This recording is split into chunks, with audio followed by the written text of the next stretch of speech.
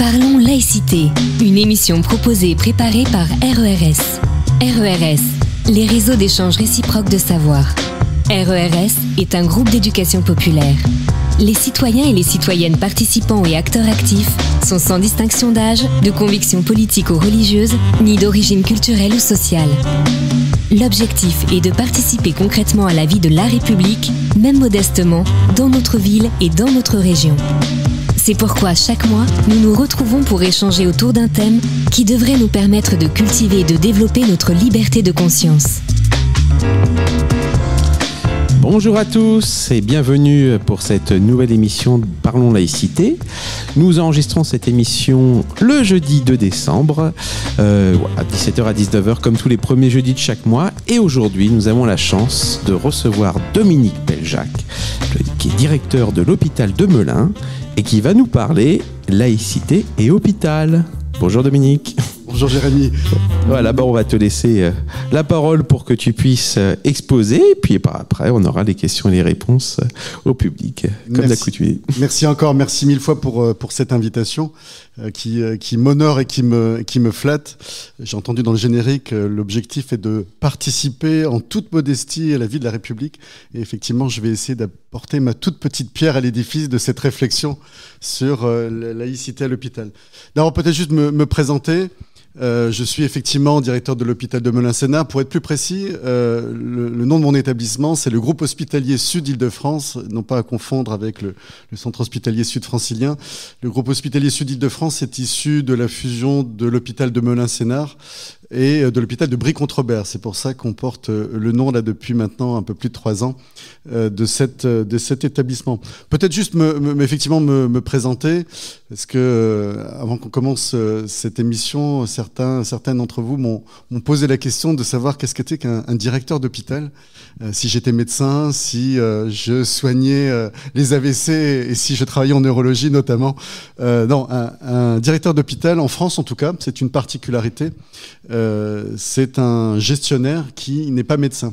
En tout cas, dans les hôpitaux publics, puisque ma formation elle est relativement classique. J'ai fait Sciences Po, j'ai fait ensuite des études de droit, une maîtrise de droit public et 2 Master 2 comme on dit aujourd'hui, une de gestion publique et l'autre de droit de la santé publique. Je suis d'ailleurs par ailleurs docteur en droit médical et droit de la santé. Voilà. Sachant que les directeurs d'hôpitaux sont formés à l'école des hautes études de santé publique qui se trouve à Rennes et qui depuis 1960 forment les gestionnaires et les dirigeants des établissements hospitaliers. Voilà un peu mon parcours très, très rapidement, sachant que au cours de ces 25 dernières années, puisque ça fait 25 ans que je fais ce métier, j'ai commis un certain nombre d'ouvrages que j'ai ramenés ici, une dizaine à peu près, une centaine d'articles autour de la gestion et du management des établissements de santé. Très tourné effectivement autour de, je dirais, de la gouvernance, comme on dit aujourd'hui, des établissements de santé, mais aussi un petit fascicule que je vous ai ramené là, qui s'appelle Les droits du patient hospitalisé, qui est très ancien là maintenant, puisqu'il date de 2003. Mais l'idée pour moi était de dire, dans ce monde très fermé, on a tous un jour été à l'hôpital, ne serait-ce qu'en naissant, et peut-être un jour en mourant. Mais finalement, on ne connaît pas cette boîte noire vue de l'extérieur qu'est l'établissement hospitalier. Et donc l'idée, c'est de pouvoir effectivement répondre aux différentes questions qui peuvent se poser. Voilà, en quelques mots, ma présentation. Alors Jérémy m'a invité cette fin d'après-midi pour parler de la laïcité à l'hôpital. Moi, je vais vous raconter une histoire qui m'est revenue en mémoire quand j'ai pensé à cette thématique. L'histoire, c'est l'histoire d'une jeune femme qui a 22 ans, qui s'appelle Aminata. Alors Aminata, elle habite dans la banlieue parisienne. C'est une jeune femme qui a eu son baccalauréat il y a quelques années, qui travaille aujourd'hui comme secrétaire dans un établissement bancaire, qui a beaucoup d'ambition, qui sans doute se voit dans quelques années mariée avec des enfants. Enfin bref, c'est une belle jeune femme d'aujourd'hui. Eh bien, Aminata, elle a failli ne pas exister. Alors Aminata, l'histoire commence moi, j'avais à peu près cet âge, un tout petit peu plus âgé. Je travaillais en Seine-Saint-Denis, à l'hôpital de Saint-Denis, l'hôpital de La Fontaine. Et lorsqu'on est directeur d'hôpital, nous sommes d'astreinte 24 heures sur 24. Ou en tout cas, il y a entre les adjoints et le chef d'établissement une permanence qui permet à tout moment d'être disponible. Aujourd'hui, j'ai toujours mon téléphone à côté de moi, même en vacances. Et vous êtes appelé pour différents sujets qui peuvent aller de l'accueil d'un patient à un problème, je ne sais pas, de repas, à la signature d'un prélèvement d'organes, etc., etc. Donc c'était il y a 22 ans. Je suis appelé le dimanche soir à 23h et ça se passe en maternité. La cadre que j'ai, donc la cadre soignante que j'ai au bout du fil me dit voilà, il y a une famille malienne qui ne parle pas français, qui ne sait pas s'exprimer en français et qui refuse une césarienne pour la maman. Bien. Donc la question que je pose, est-ce qu'on peut déjà échanger avec cette dame? Non, c'est impossible. Avec le monsieur, non, c'est impossible. Donc je vous passe les détails, il faut trouver un interprète. J'essaie au téléphone d'échanger et c'est impossible. Donc je vais sur place, je vais en salle de travail. Donc je m'habille évidemment, la charlotte, la surblouse, etc. Et grâce à l'interprète, j'essaie un peu d'échanger. Puis je me rends compte quand même, finalement, le monsieur, il parlait quand même français. Et donc il m'explique qu'il refuse pour des raisons religieuses que son épouse aille au bloc opératoire et qu'il n'est pas possible pour lui, et pour elle non plus, qu'il n'est pas possible qu'elle ait cette césarienne parce que césarienne voulait dire anesthésie, et notamment anesthésie générale. Alors j'ai oublié de préciser que le cadre de santé que j'avais au téléphone me disait qu'il y avait 100% de chances qu'Aminata ne voit pas le jour. Il y avait un nombre de chances ou de malchances, je devrais dire plutôt, que la maman décède. Donc vous imaginez une discussion. Alors je me souviens très bien, c'était des Maliens et c'était des animistes. Et pour encore une fois, des raisons religieuses, refusaient cette intervention chirurgicale. Discussion, 5 minutes, 10 minutes, un quart d'heure, au bout d'une demi-heure, je me dis mais qu'est-ce que je peux faire? Bon, moi sortant de mes études de droit, je me dis, protection de l'enfant, en tout cas l'enfant à venir, je vais appeler le procureur.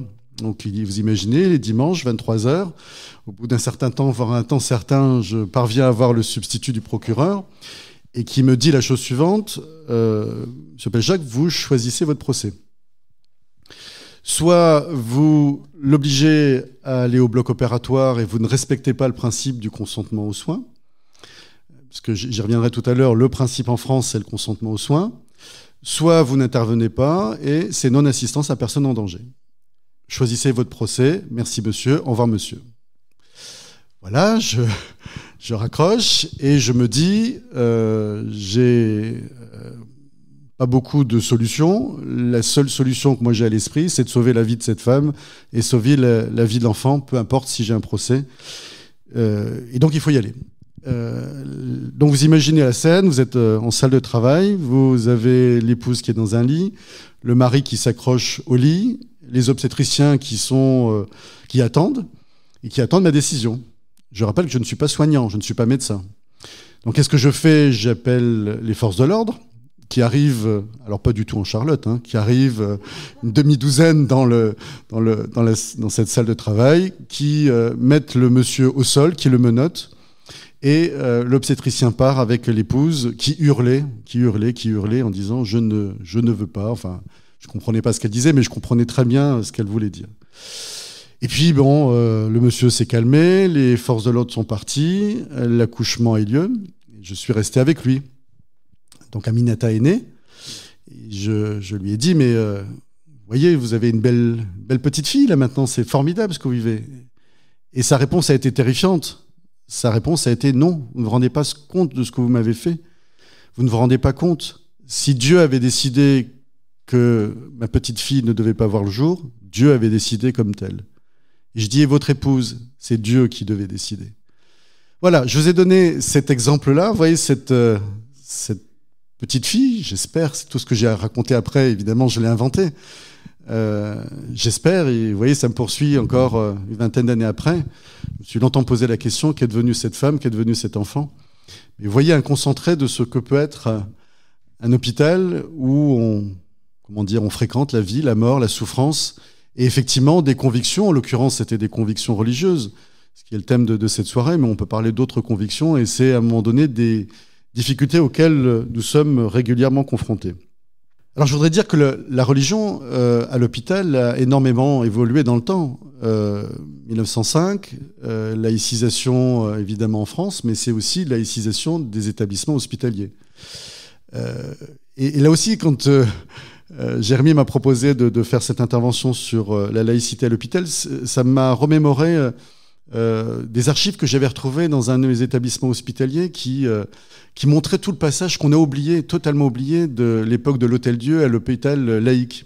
N'oublions pas que c'était les sœurs qui ont tenu pendant des années les établissements de santé. Et d'ailleurs, si on remonte plus avant, les hôpitaux, de manière originelle, ce n'était pas la prise en charge des malades.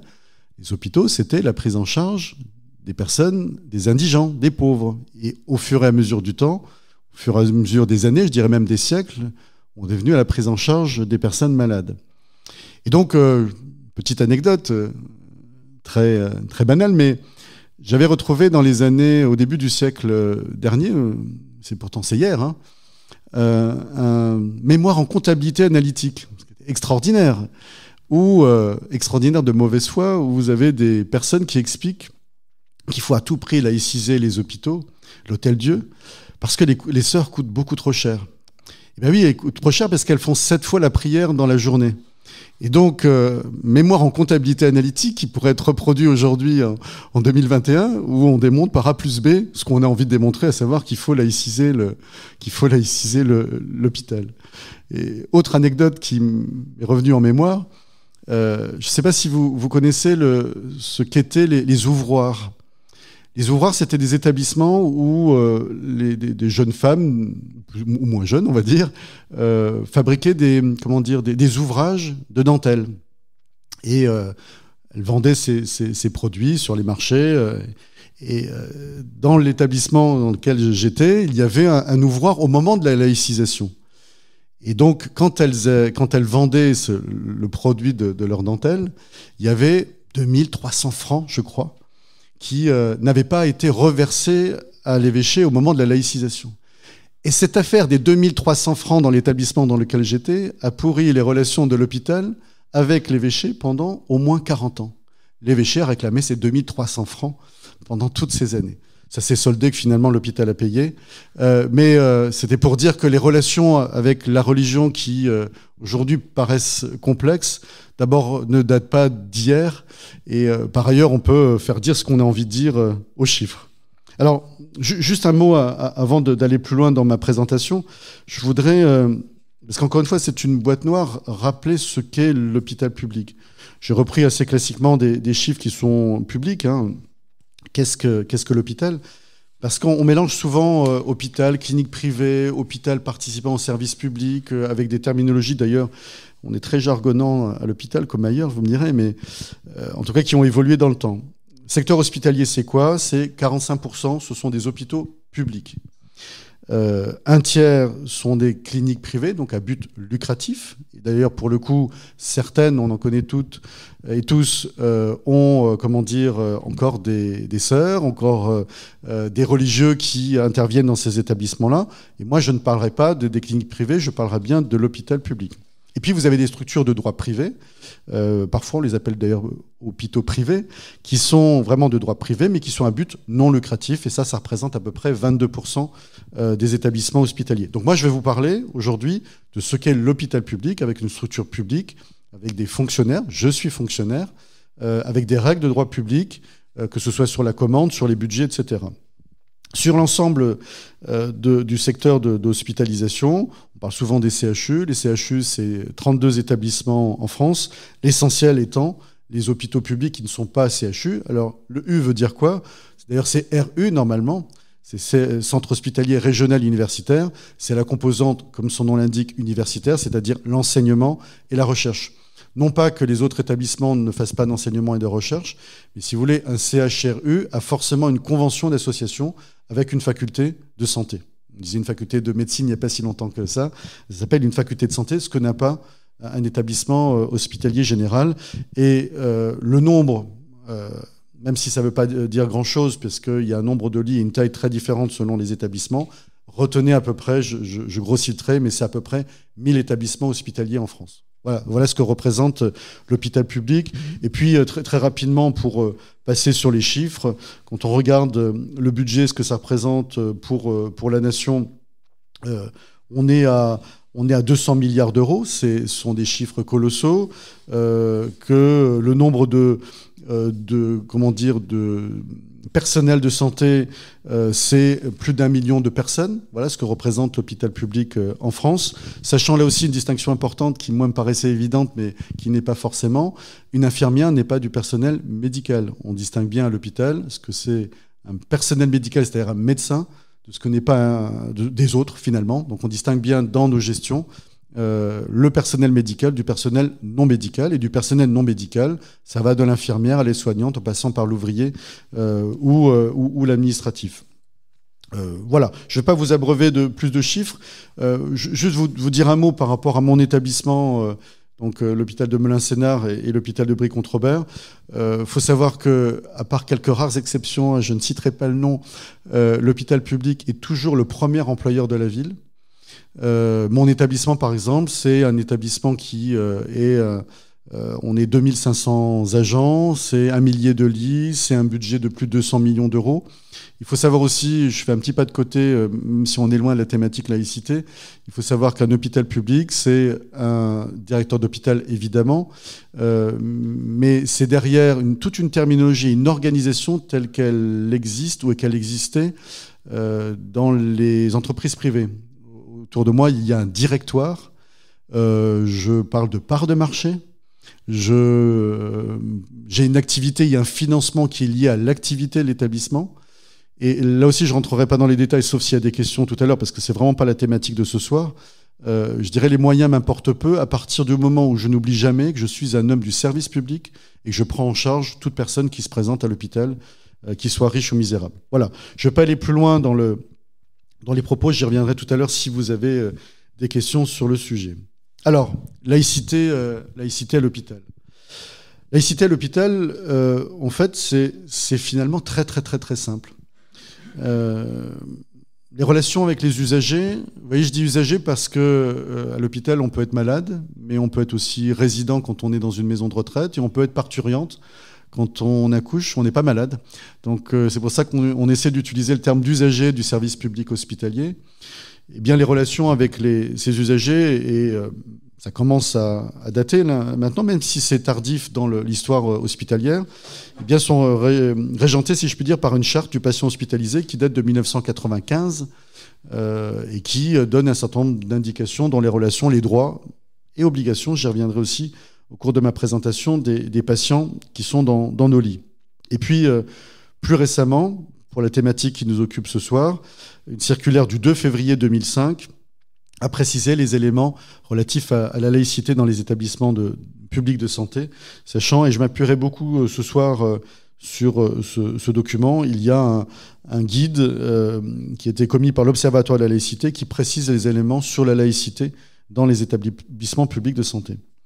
Et je disais que les choses étaient relativement simples. Je vais me permettre de lire le début de la circulaire de 2005, qui est relative à la laïcité dans les établissements de santé, et qui donc rappelle qu'il y avait eu un rapport Stasi qui avait été remis au président de la République en 2003, et qui rappelle que la laïcité est consacrée par l'article 1er de la Constitution de 1958, qui impose à la République, je cite, d'assurer l'égalité devant la loi de tous les citoyens, sans distinction d'origine, de race ou de religion. Fin de citation. Pour l'hôpital, cela implique deux choses. D'une part, tous les patients sont traités de la même façon, quelle que puisse être leur croyance religieuse. Et les patients, deuxième point, les patients ne doivent pas douter de la neutralité des agents hospitaliers. Voilà, j'ai fini ma conférence, je vous ai tout dit. Tout est là. Tout est là ici, je le redis. Tous les patients doivent être traités de la même façon, quelle que puisse être leur croyance religieuse, d'une part, et d'autre part, les patients ne doivent pas douter de la neutralité des agents hospitaliers. Tout est là. Les textes sont très précis, mais vous allez voir qu'au cours de ma présentation, je vais toujours vous dire oui, mais. Oui, la règle est ça, mais les règles de fonctionnement, d'hygiène, de sécurité, de continuité du service public s'imposent. Je vous dirai aussi quelques expériences que j'ai où parfois on fait quelques entorses au principe de laïcité parce que la continuité du service public m'impose parfois de tourner parfois la tête un peu ailleurs, sinon l'établissement ne fonctionnerait pas toujours. Alors dans mon propos, et je le disais là dans les deux indications de cette circulaire de 2005, il y a les agents hospitaliers et puis il y a les patients. Je vais d'abord commencer par les règles, et je vais construire mon propos de cette façon. Les règles qui s'imposent aux structures hospitalières, aux hôpitaux, à l'égard de ces usagers. Et puis j'indiquerai dans un deuxième temps quels sont les éléments relatifs aux patients par rapport à ce principe de laïcité. Alors, d'abord, effectivement, la question du service public hospitalier, elle a aussi deux parties. Une première partie essentielle qui est relative aux agents hospitaliers, la neutralité que doivent respecter ces agents hospitaliers. Et puis, deuxièmement, la question des bâtiments, parce que parfois, ça se pose aussi en termes de respect de ce principe de laïcité. Alors d'abord, les personnels de santé. Sur ce sujet, j'évoquerai 6 points. Le premier qui est lié à l'interdiction de toute discrimination à l'égard, fondée sur la religion notamment, à l'égard des agents hospitaliers. Deuxièmement, le devoir de neutralité de ces agents hospitaliers, je disais juste avant. Un petit point relatif à la question des étudiants qui travaillent dans nos hôpitaux. Quatrièmement, la question du prosélytisme qui peuvent exister de la part des salariés qui travaillent à l'hôpital. Un mot sur la clause de conscience qui est en débat actuellement. Vous avez peut-être vu, j'en dirai quelques mots là en débat actuellement sur la loi sur l'IVG. Et enfin, un dernier mot concernant les aumôniers. Et après, je viendrai sur la question du bâtiment. Donc, premier point, effectivement, la question de la non-discrimination fondée sur la religion dans l'accès des fonctionnaires. Alors là, je ne vais rien dire d'extraordinaire. À partir du moment où un salarié d'un hôpital public travaille dans cet établissement, il obéit, je dirais, aux mêmes règles de fonctionnement que tout fonctionnaire, qu'il soit un fonctionnaire de l'État ou qu'il soit un fonctionnaire territorial. Vous savez qu'il existe 3 grandes fonctions publiques, l'État, la territoriale et la fonction publique hospitalière. Eh bien, les règles sont les mêmes. Le principe de laïcité, de neutralité des services publics ne doivent pas conduire à la négation de la liberté de conscience de nos agents. C'est clair, c'est net, c'est précis. Et en tant que tel, un agent public peut se prévaloir de ses propres, convictions personnelles.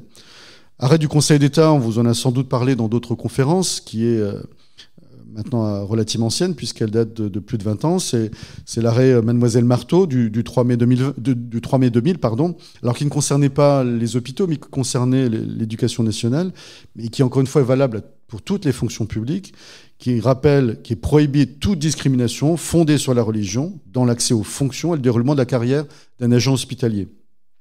Les convictions religieuses doivent être indifférentes au recrutement d'un agent. Et de manière générale, la pratique d'une religion ne doit pas être un critère discriminant à l'encontre d'un candidat ou d'un agent contractuel qui prétend être titularisé. Ça paraît évident, mais il faut le rappeler, on doit pouvoir salarier toute personne qui se présente dans un établissement hospitalier, quelles que soient ses convictions religieuses. Je fais un tout petit pas de côté. Je vous disais tout à l'heure, il y avait une distinction entre les médecins et les non-médecins. Un médecin n'est pas fonctionnaire en tant que tel. Un médecin est agent public. C'est une distinction un petit peu fine, alors qu'une infirmière, un ouvrier, soit un administratif, sera bien fonctionnaire. Pour autant, les règles liées à la laïcité sont totalement identiques. Et encore une fois, aucune discrimination ne peut être acceptée. Et d'ailleurs, quelques exemples là, que j'ai repris dans la jurisprudence. Un concours de la fonction publique, tout fonctionnaire est soumis à un concours, a été annulé il y a quelques années parce que le jury avait posé des questions relatives à la religion du candidat et celle de son épouse. Interdiction formelle, on ne peut pas poser de telles questions, évidemment, à l'embauche d'un établissement hospitalier ou plus globalement dans la fonction publique. À l'inverse, le refus de recruter quelqu'un est possible lorsque le candidat à la fonction publique hospitalière. Le candidat à l'entrée dans un hôpital dit qu'il manifestera, qu'il continuera à manifester ses croyances religieuses dans le service. Donc il dit, moi j'ai un certain nombre de pratiques et je vous affirme que je continuerai à avoir cette pratique pendant le déroulement de mon service. Bien évidemment, ça c'est totalement interdit en tant que tel. Plus globalement, évidemment, le supérieur hiérarchique ou les supérieurs hiérarchiques doivent respecter ce principe de non-discrimination tout au cours de la vie d'un salarié. Et là aussi, je ne vais pas vous les citer, mais le Conseil d'État juge que ni l'appartenance à une religion, ni la pratique à titre privé, même si c'est connu par le supérieur hiérarchique, eh bien, ne peut justifier une mesure défavorable à l'égard de l'agent dans une mauvaise appréciation sur sa feuille de notation pour une sanction disciplinaire ou a fortiori évidemment un licenciement. Encore une fois, j'enfonce les portes ouvertes, mais c'est un principe fondamental dans le fonctionnement des établissements hospitaliers. Alors, je vous ai dit qu'à chaque fois, je vous dirais oui, mais alors le 1er mai arrive. Le 1er mai arrive puisque... Enfin, le 1er mai. Mais MAIS, évidemment. Mais l'Observatoire de laïcité, les pouvoirs publics, considèrent que le dirigeant et l'institution peut prévoir des aménagements pour les salariés de son hôpital, des aménagements notamment liés à une absence à titre religieux. Voilà, c'est admis. C'est dans une circulaire que, au-delà des fêtes, on va dire fériées en France, on peut considérer le directeur de l'hôpital, l'encadreur, peut donner effectivement un jour de congé, ou en tout cas une autorisation d'absence, pour être beaucoup plus précis, à ce salarié. Je dirais la seule limite, c'est bien évidemment le bon fonctionnement du service. Il est évident que, imaginons que dans un service de réanimation, on ait 2-3 agents qui veulent prendre un jour parce qu'il y a une fête religieuse très particulière. Bien évidemment, ce ne sera pas possible d'accorder cette journée pour l'ensemble des salariés de ce service de réanimation. Je vais vous faire un tout petit pas de côté pour vous dire une expérience un petit peu originale qui se déroule dans mon établissement, donc à Melun-Sénart et à Brie-Comte-Robert. C'est quelque chose qui est très très peu connu, et d'ailleurs qui est très peu connu même de mes collègues. C'est ce qu'on appelle le label diversité. Alors, je ne sais pas si vous savez, il existe ce qu'on appelle une charte de la diversité, qui est signée, alors qui donne un certain nombre de critères, et pas forcément religieux d'ailleurs, hein, pour le coup, et pour lequel un certain nombre de chefs d'entreprise ou de responsables de services publics s'engagent à respecter, encore une fois, la non-discrimination liée à l'âge, au sexe, à la religion, etc. Moi, je ne parle pas de ça. Moi, je parle d'une certification qui est vérifiée par l'AFNOR, qui est une norme ISO, et qui fait que moi, tous les ans, et là, ça va bientôt m'arriver, là, dans quelques semaines, je vais avoir des experts qui vont venir dans mon établissement et qui vont vérifier si je respecte le principe de diversité dans mes recrutements, de diversité dans la carrière des agents hospitaliers, et je serai ou pas à nouveau labellisé. C'est une expérience très très très originale. Elle est d'autant plus originale que ça nous pousse à nous poser sans cesse des questions. Comme je le dis toujours, nous sommes tous discriminants, d'une manière ou d'une autre. Quand je vais voir Madame, vous êtes face à moi et je vous vois habillé d'une certaine façon, je n'aurai pas la même image de vous que si vous étiez habillé d'une autre façon. De la même façon, pour les auditeurs, je suis en costume-cravate, c'est peut-être comme ça qu'ils m'envisagent. Si effectivement j'étais en short avec une crête verte sur la tête et des piercings partout, l'image serait totalement différente. Est-ce que ça ferait quelqu'un de moi, quelqu'un de plus compétent ou de moins compétent ? Je ne sais pas. Toujours est-il que, je ne vais pas m'étendre sur le sujet, on a tous une vision, en tout cas, de l'autre. Mais il faut en prendre conscience et il faut pouvoir y travailler. Et dans mon établissement, c'est lié à ce label diversité, il y a une cellule d'écoute qui permet à toute personne qui se sent discriminée dans son travail, on parle bien des salariés, toute personne qui se sent discriminée va saisir cette cellule, alors discriminé soit par son collègue, un propos, soit par son supérieur hiérarchique, et avec lequel on va pouvoir effectivement travailler tous ensemble sur le bien vivre ensemble dans une collectivité, en l'occurrence un établissement hospitalier. Et évidemment, les questions religieuses se posent aussi, par définition, dans ce type de structure. Et je dirais qu'il faut apprendre à vivre ensemble, bien évidemment. J'ai oublié de le dire tout à l'heure, dans un hôpital, je vous disais, dans mon établissement, c'est 2500 salariés, mais c'est 100 métiers. C'est classique, ça. Il y a 100 métiers dans un hôpital. Ce sont des gens, jeunes, moins jeunes, des hommes, des femmes, des religions différentes. Et effectivement, au-delà même de ce principe de non-discrimination, qui est bien sûr fondamental, il est important qu'on apprenne à tous vivre ensemble. Et je promeus vraiment, et s'il y a des questions tout à l'heure, j'y répondrai, à ce label diversité. Donc ça, ce premier point, c'est l'employeur vis-à-vis de ses employés. Deuxièmement, c'est un des points finalement les plus importants, et c'est ce que je disais tout à l'heure au travers de la circulaire de 2005 sur la laïcité à l'hôpital, c'est le devoir de neutralité des agents publics et des salariés à l'égard des usagers, à l'égard des patients, etc. Je rappelle, la France, Constitution, hein, la France République laïque, sur l'égalité devant la loi de tous les citoyens, sans distinction d'origine, de race, de religion. Donc ça veut dire quoi? Ça veut dire que la République, et au travers de la République, l'hôpital public, assure l'égalité des citoyens, quelles que soient ses convictions de ce citoyen, ses croyances du citoyen en question. Et évidemment, un hôpital, service public hospitalier, ne peut pas montrer une préférence ou faire preuve d'une attitude discriminatoire selon l'appartenance religieuse, réelle ou présumée, de tel ou tel usager.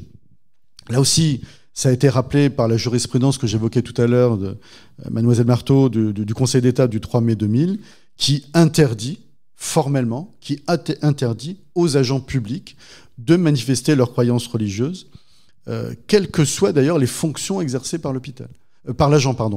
Donc que je sois médecin, que je sois directeur, que je sois agent des services hospitaliers, que je sois ouvrier, etc., je ne dois pas montrer mes convictions religieuses, comme je ne dois pas montrer mes convictions politiques ou d'appartenance à tel ou tel groupe. C'est fondamental et c'est ce qui fait le propre de notre service public, et en l'occurrence le service public hospitalier.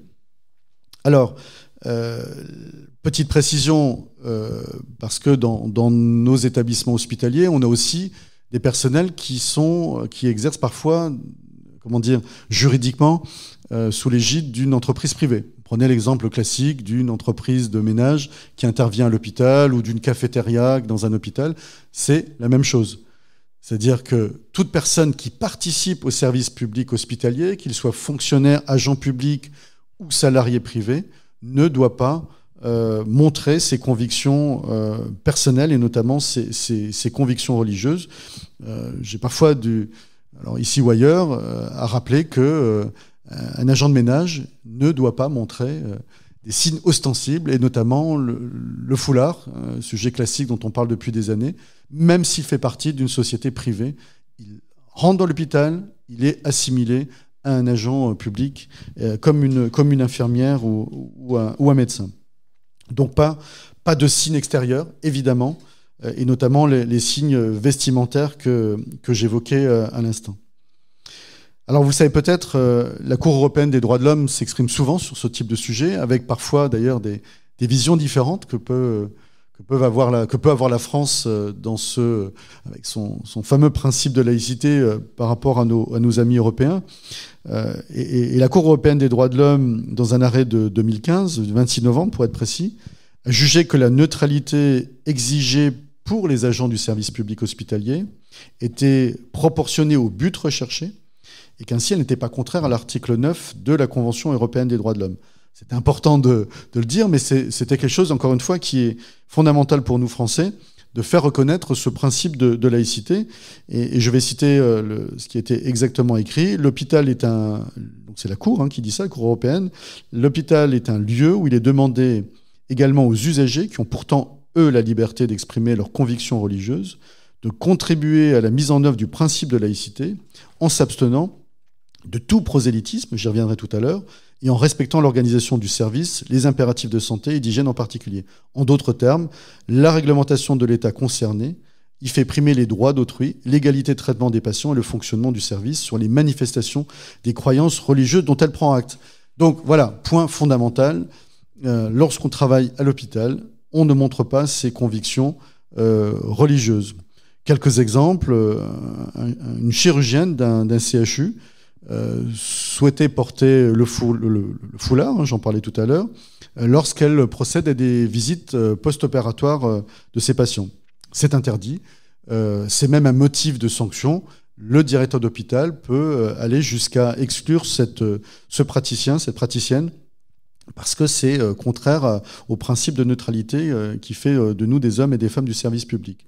De la même façon, un agent hospitalier, la jurisprudence s'exprime là-dessus, un agent hospitalier homme qui invoque des raisons religieuses pour refuser de serrer la main de ses collègues féminines, c'est susceptible d'une sanction disciplinaire et même d'un licenciement. Alors ça fait partie de la moindre courtoisie en tant que telle de se saluer quand on travaille ou même en collectivité, mais on peut aller jusqu'à la sanction. De la même façon, il y a aussi des jurisprudences sur le fait que un infirmier qui refuserait de se conformer à l'autorité d'une femme pour des raisons religieuses, et d'ailleurs je devrais même enlever le terme de pour des raisons religieuses, évidemment c'est sanctionnable.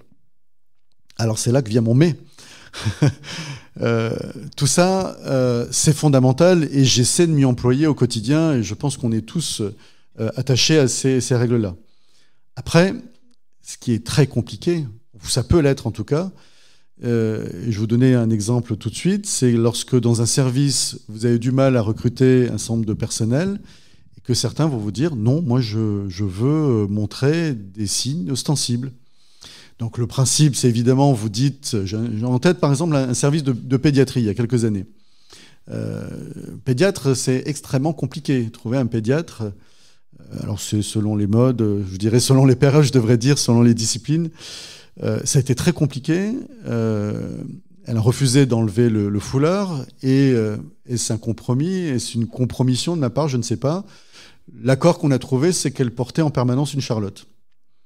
Voilà, donc elle gardait son foulard. Moi, je voyais une charlotte. Je redis, est-ce que j'ai bafoué le principe de laïcité ? Je ne sais pas. En tout cas, j'ai essayé de faire en sorte que mon service de pédiatrie continue à fonctionner, parce que sans elle, effectivement, je mettais la clé sous la porte.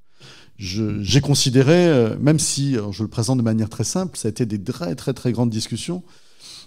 D'ailleurs, quand on parle de laïcité, souvent... on est sur un débat très très très passionné. En tout cas, dans cet exemple-là, j'ai, je pense, essayé de sauvegarder à la fois le fait que je devais faire en sorte de continuer à faire travailler mon service de pédiatrie et prendre en charge les enfants et en même temps de rappeler un certain nombre de règles.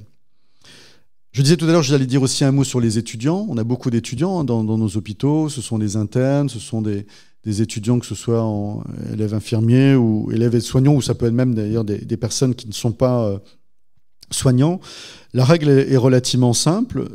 Lorsque l'étudiant est en formation universitaire, il n'a pas à, alors certes, il a respecté le principe de laïcité, mais il peut porter des signes religieux parce qu'il est là sous l'autorité de l'enseignement supérieur. En revanche, lorsqu'il va exercer dans un service, et je pense à l'exemple d'un interne, lorsqu'il travaille dans un service, il doit s'abstenir, comme tous les salariés de l'établissement, de toute manifestation. Et là, d'ailleurs, je voulais faire aussi un petit pas de côté, quoique on est plein dans le sujet. Là, il y a quelques mois, il y a quelques mois, puisque ça date du mois de mars de cette année, il y a une question qui s'est posée sur la taille de la barbe. Là aussi, des grands débats très, très, très passionnés. En l'occurrence, c'était si je me souviens bien, c'était un étudiant de nationalité égyptienne, un étudiant en médecine, qui vient en stage dans un hôpital et qui porte manifestement une barbe très, très, très longue. Et le directeur de l'établissement, mon collègue, lui dit cette barbe, c'est un signe d'appartenance religieuse, vous devez couper votre barbe. Voilà. Débat très passionné, j'imagine, dans cet établissement hospitalier. Je ne sais pas ce que j'aurais fait. Est-ce un signe ostentatoire? Ne l'est-ce pas? Je ne sais pas si tout à l'heure certains auront des réponses à cette question. Ben, je vais vous dire que la jurisprudence est très jésuistique, si je puis me permettre, sur le sujet, sans mauvais jeu de mots. Puisque ce praticien, ce stagiaire, hein, il a contesté cette décision du directeur d'hôpital, parce que, j'ai oublié de préciser, il a refusé de couper cette barbe, et le directeur d'hôpital a mis fin à la convention de stage. Donc le praticien en question, il a saisi en première instance le tribunal administratif qui lui a donné tort, donc il a donné raison au directeur de l'hôpital. Il n'est pas resté là, il a saisi la cour administrative d'appel qui lui a également donné tort. Et puis il a été au Conseil d'État. Une histoire de barbe, hein, c'est ça dont on parle. Alors, donc je vous l'ai dit, hein, le tribunal administratif et ensuite la cour administrative d'appel lui ont dit, et notamment la cour administrative d'appel, elle ne s'était pas fondée sur la taille de la barbe, la taille imposante de la barbe, mais elle a considéré que juste ce fait, à lui seul, pouvait être perçu par les autres comme un signe d'appartenance religieuse contraire au principe de laïcité. Eh bien, figurez-vous que le Conseil d'État a annulé l'annulation du stage et a donné raison à ce stagiaire. Le Conseil d'État, en effet, et là aussi, ça vaut son pesant de cacahuètes, si je puis dire. En tout cas, il faut mesurer chaque mot. Le Conseil d'État donc, a annulé l'arrêt de la Cour administrative d'appel. Il a considéré que le seul fait par eux-mêmes était insuffisant pour caractériser la manifestation de convictions religieuses dans le cadre du service public. Il a considéré, le Conseil d'État, qu'il appartenait à la Cour administrative d'appel, et donc au directeur de l'hôpital, en amont bien évidemment, de rechercher s'il y avait d'autres circonstances qui permettaient d'établir que le praticien avait, dans l'exercice de ses fonctions, manifesté ses convictions religieuses. Or, il ne semblait pas que dans cette affaire, il y avait un quelconque prosélytisme. Et donc le Conseil d'État a considéré que non, il ne suffit pas d'avoir une barbe longue pour que ce soit considéré comme étant une manifestation religieuse. Et en l'occurrence, vous voyez, nous sommes donc en 2021, nous sommes toujours sur ce genre de discussion qui passionne énormément les troupes. Et j'imagine que mon collègue ou ma collègue, je ne sais pas dans quel établissement exactement c'était, il a dû avoir quelques soucis de gestion de cette affaire de barbe. Bien, je disais prosélytisme, là aussi, plus que tout, et là il n'y aura pas de mais, il n'y a pas de prosélytisme. Il est clairement interdit de faire, non seulement nous avons cette obligation d'être neutre, je redis ce que j'ai dit à l'instant, mais là, c'est totalement interdit de faire du prosélytisme. Là aussi, on a quelques exemples. Un brancardier qui, sur une de ses collègues infirmières, fait des pressions liées à sa pratique religieuse. C'est une violation du principe de neutralité, c'est interdit. Ce brancardier en question doit être sanctionné et probablement licencié de la fonction publique. De la même façon, un patient qui va exercer des pressions prosélytes sur le personnel hospitalier, avec des tracts, avec des échanges très poussés, on va dire, eh bien, c'est totalement interdit par la loi. Je vais vous donner juste une anecdote, parce que tout ça, c'est très compliqué. J'ai, il y a quelques années, je ne citerai pas les noms, ni même les disciplines, un médecin qui vient me voir en disant j'ai un médecin femme. J'ai un de mes confrères qui est très proche de moi, qui, on va dire, est très harcelant sexuellement, s'entend. Bon, il faut que vous le recadriez. Ça n'a pas été très loin, mais c'est important qu'on mette fin à tout ça. Donc, je convoque évidemment le médecin homme en lui disant mais qu'est-ce que c'est que cette histoire? Donc, je fais un peu la perle à morale. Hein. Ça n'avait pas été très très loin, je le reconnais, mais c'était important d'arrêter ça tout de suite avant que ça aille plus loin. Et il me répond, elle m'amuse, ma consoeur, parce qu'elle croit que je suis musulman. Et donc, elle n'arrête pas de m'envoyer des petits mots sur la fête de l'Aïd, alors que moi, je suis, malgré mon faciès, je suis chrétien catholique. Et je lui ai dit, mais docteur, je ne vois pas ce que ça a à faire dans l'histoire. Vous êtes accusé de pression sexuelle. Ne mettez pas la question religieuse en avant. Bref, il faut aussi faire attention, et moi le premier en tant que directeur d'hôpital, de ne pas être instrumentalisé sur ce genre de questions. Un mot sur la clause de conscience. Alors la clause de conscience, vous savez peut-être, je vais vous lire un des articles à la fois du Code de déontologie médicale et du Code de la santé publique qui dit la chose suivante. Hors le cas d'urgence, donc en dehors, je devrais dire, en dehors du cas d'urgence, et celui où il manquerait à ses devoirs d'humanité, un médecin a le droit de refuser des soins pour des raisons professionnelles ou personnelles. Vous avez entendu, un médecin, son code de déontologie peut dire, pour des raisons personnelles, je refuse de soigner monsieur, je refuse de soigner madame. C'est ce qu'on appelle la clause de conscience, et ça permet à un médecin de refuser la réalisation d'un acte médical, pourtant autorisé par la loi, évidemment, hein, mais qui serait contraire à ses propres convictions personnelles et notamment ses convictions religieuses. Deux limites à cet exercice de cette clause de conscience. D'abord, c'est l'urgence vitale. Évidemment, un patient se présente aux urgences et pour des raisons religieuses ou des raisons personnelles, encore une fois, le médecin refuse. Ça, c'est interdit. Il doit impérativement, lorsqu'il y a une urgence vitale, pratiquer l'acte qui est nécessaire pour sauver la vie de cette personne. Et puis, deuxième bémol à cette clause de conscience, s'il se dégage de cette mission de médecin, il doit informer le patient et il doit l'orienter vers un autre praticien en disant ce praticien-là le prendra à votre charge. Moi, je ne peux pas pour des raisons personnelles. Et effectivement, tout ce que je vous raconte là, c'est dans le code de déontologie et c'est dans le code de la santé publique en tant que tel. Précision encore une fois importante, l'exercice de la clause de conscience ne doit pas être un prétexte pour être discriminatoire vis-à-vis d'un patient. C'est bien mes convictions personnelles à moi, médecin, qu'il faudrait d'ailleurs justifier devant ses pairs, PAIRS, ou justifier devant les juridictions, qui fait que je dois démontrer que ce n'est pas discriminatoire vis-à-vis de cette personne. Alors la clause de conscience, moi je l'ai très très rarement vue exercer, je crois même jamais. Je ne l'ai jamais vue qu'exercer qu'en matière d'IVG. Et d'ailleurs, en matière d'IVG, c'est tout le débat qui est en ce moment à l'Assemblée nationale, c'est la question de ce qu'on appelle la double clause de conscience. Puisque là, je viens de vous indiquer qu'il y a une clause de conscience générale dans le Code de déontologie et dans le Code de la santé publique. Mais en plus, lorsque la loi IVG a été votée, il y a de nombreuses années, maintenant près de 50 ans, a été votée, c'était l'idée de dire qu'on peut pratiquer une IVG, mais un certain nombre de médecins, lorsqu'ils ont été formés à l'époque, c'était pas forcément dans leur logiciel, je dirais, personnel et religieux. Et l'idée à l'époque, c'était de dire, on va réajouter cette clause de conscience qui existait, encore une fois par ailleurs de manière très générale, spécifiquement pour l'IVG, parce que dans quelques années, tout ça, ça va tomber. Cette clause de conscience, il n'y aura plus besoin de l'indiquer spécifiquement pour les IVG. Et là, c'est d'actualité immédiate. C'est pas plus tard que mardi dernier.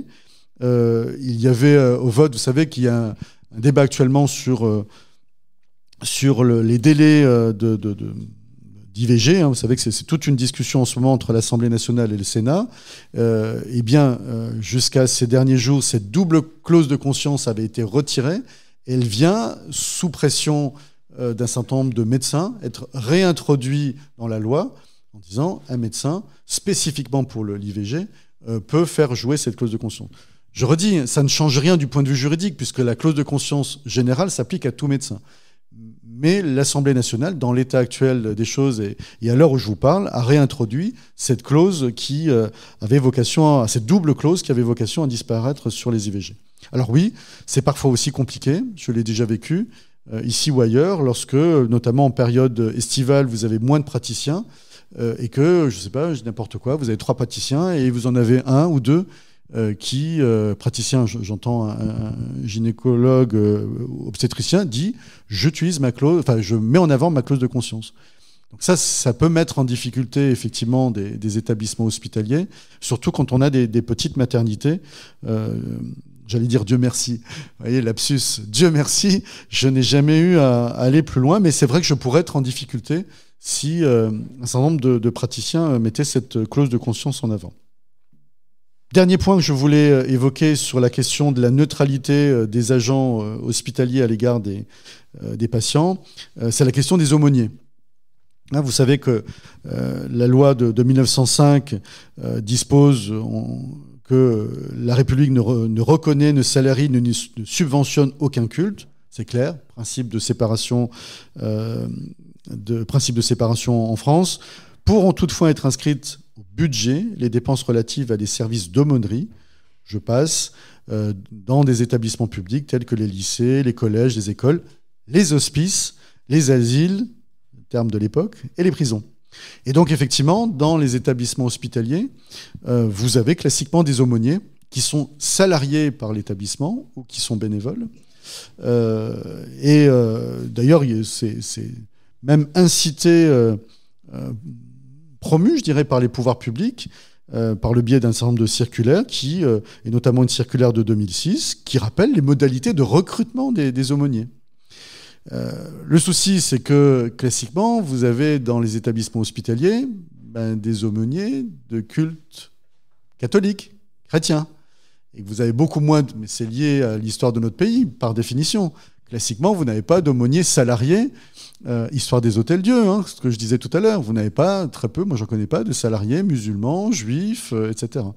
Et ce qui peut effectivement poser question, parce que, encore une fois, en tant que tel, nous pouvons avoir dans nos hôpitaux des aumôniers salariés.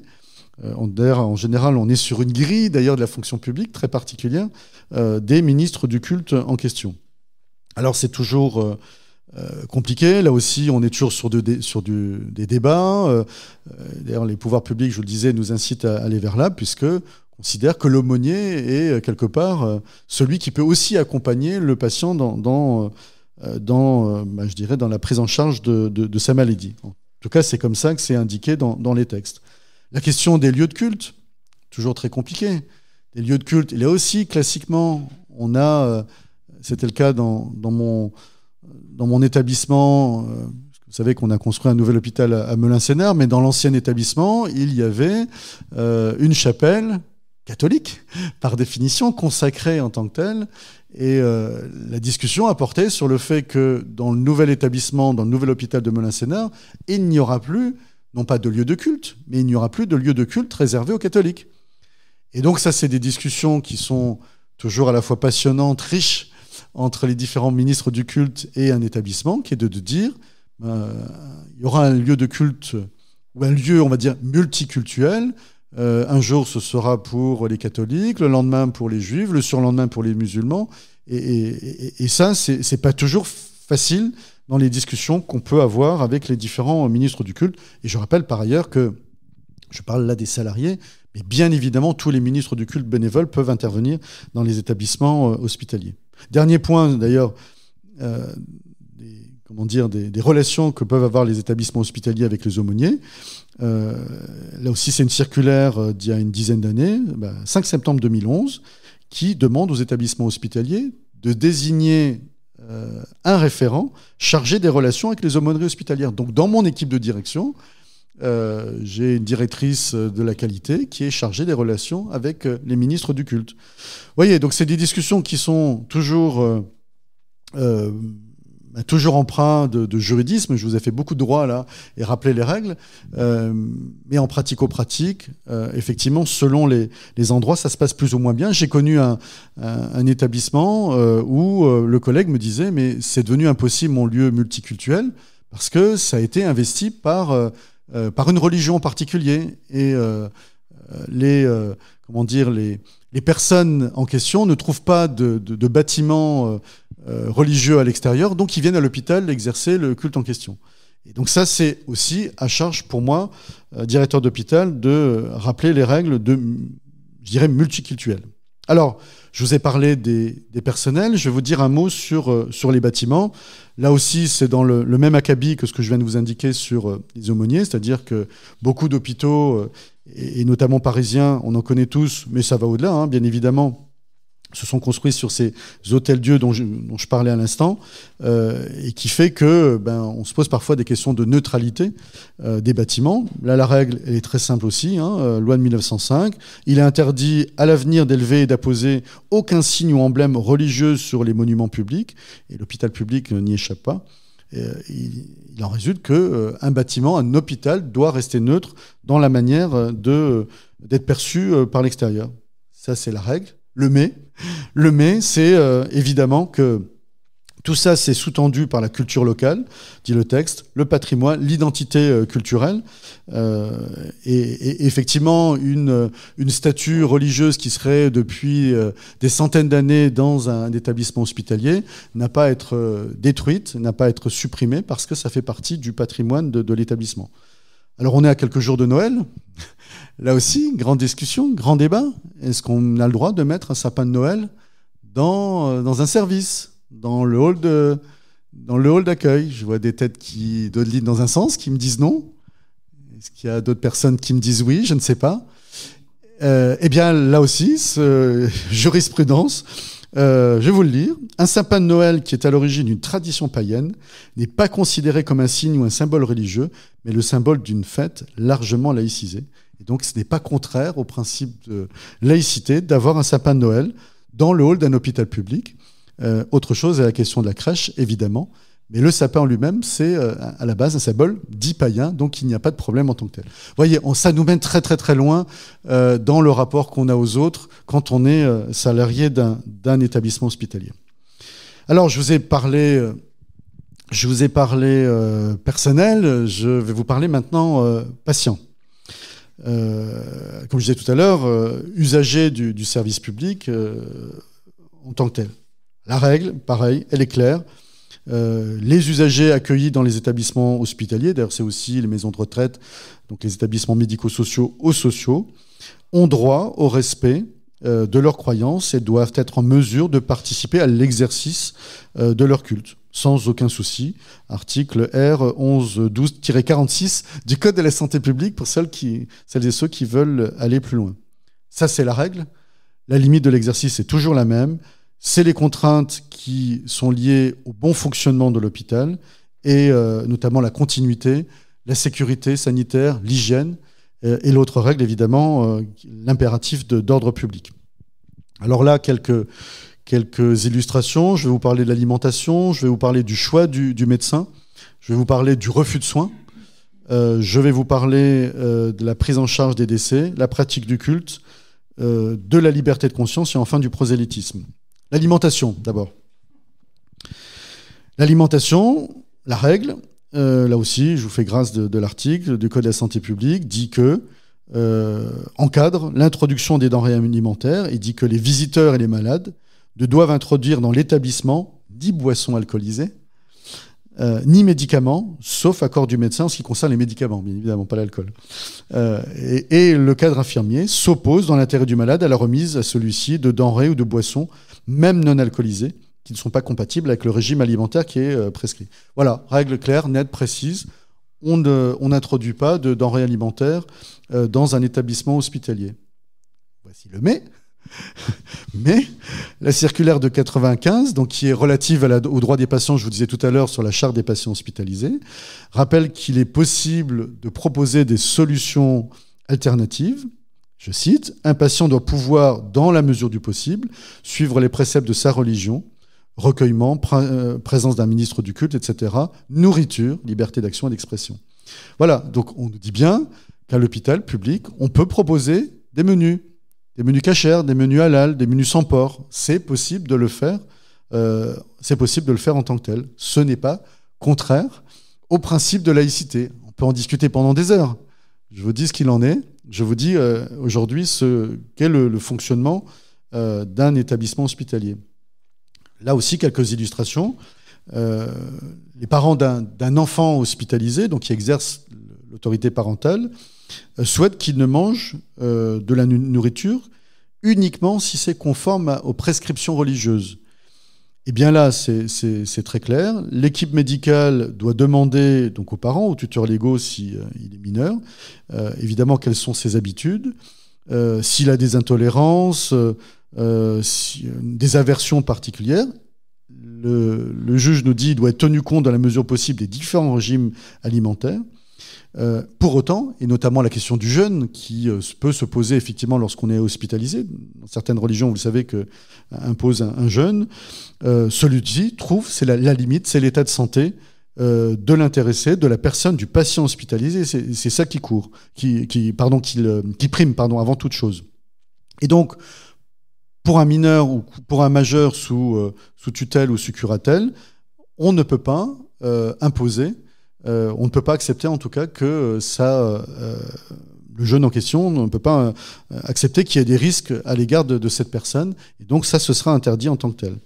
En revanche, un majeur qui est hospitalisé et qui ne mange pas de toute la journée, du lever au coucher du soleil, parce qu'il y a cette période de jeûne, en dehors des cas d'urgence, un établissement hospitalier ne peut pas lui imposer de manger. Je dis bien en dehors du cas d'urgence, et rappelez-vous ce que je vous ai dit tout à l'heure sur l'urgence vitale qui fait que c'est la limite de notre exercice en tant que tel.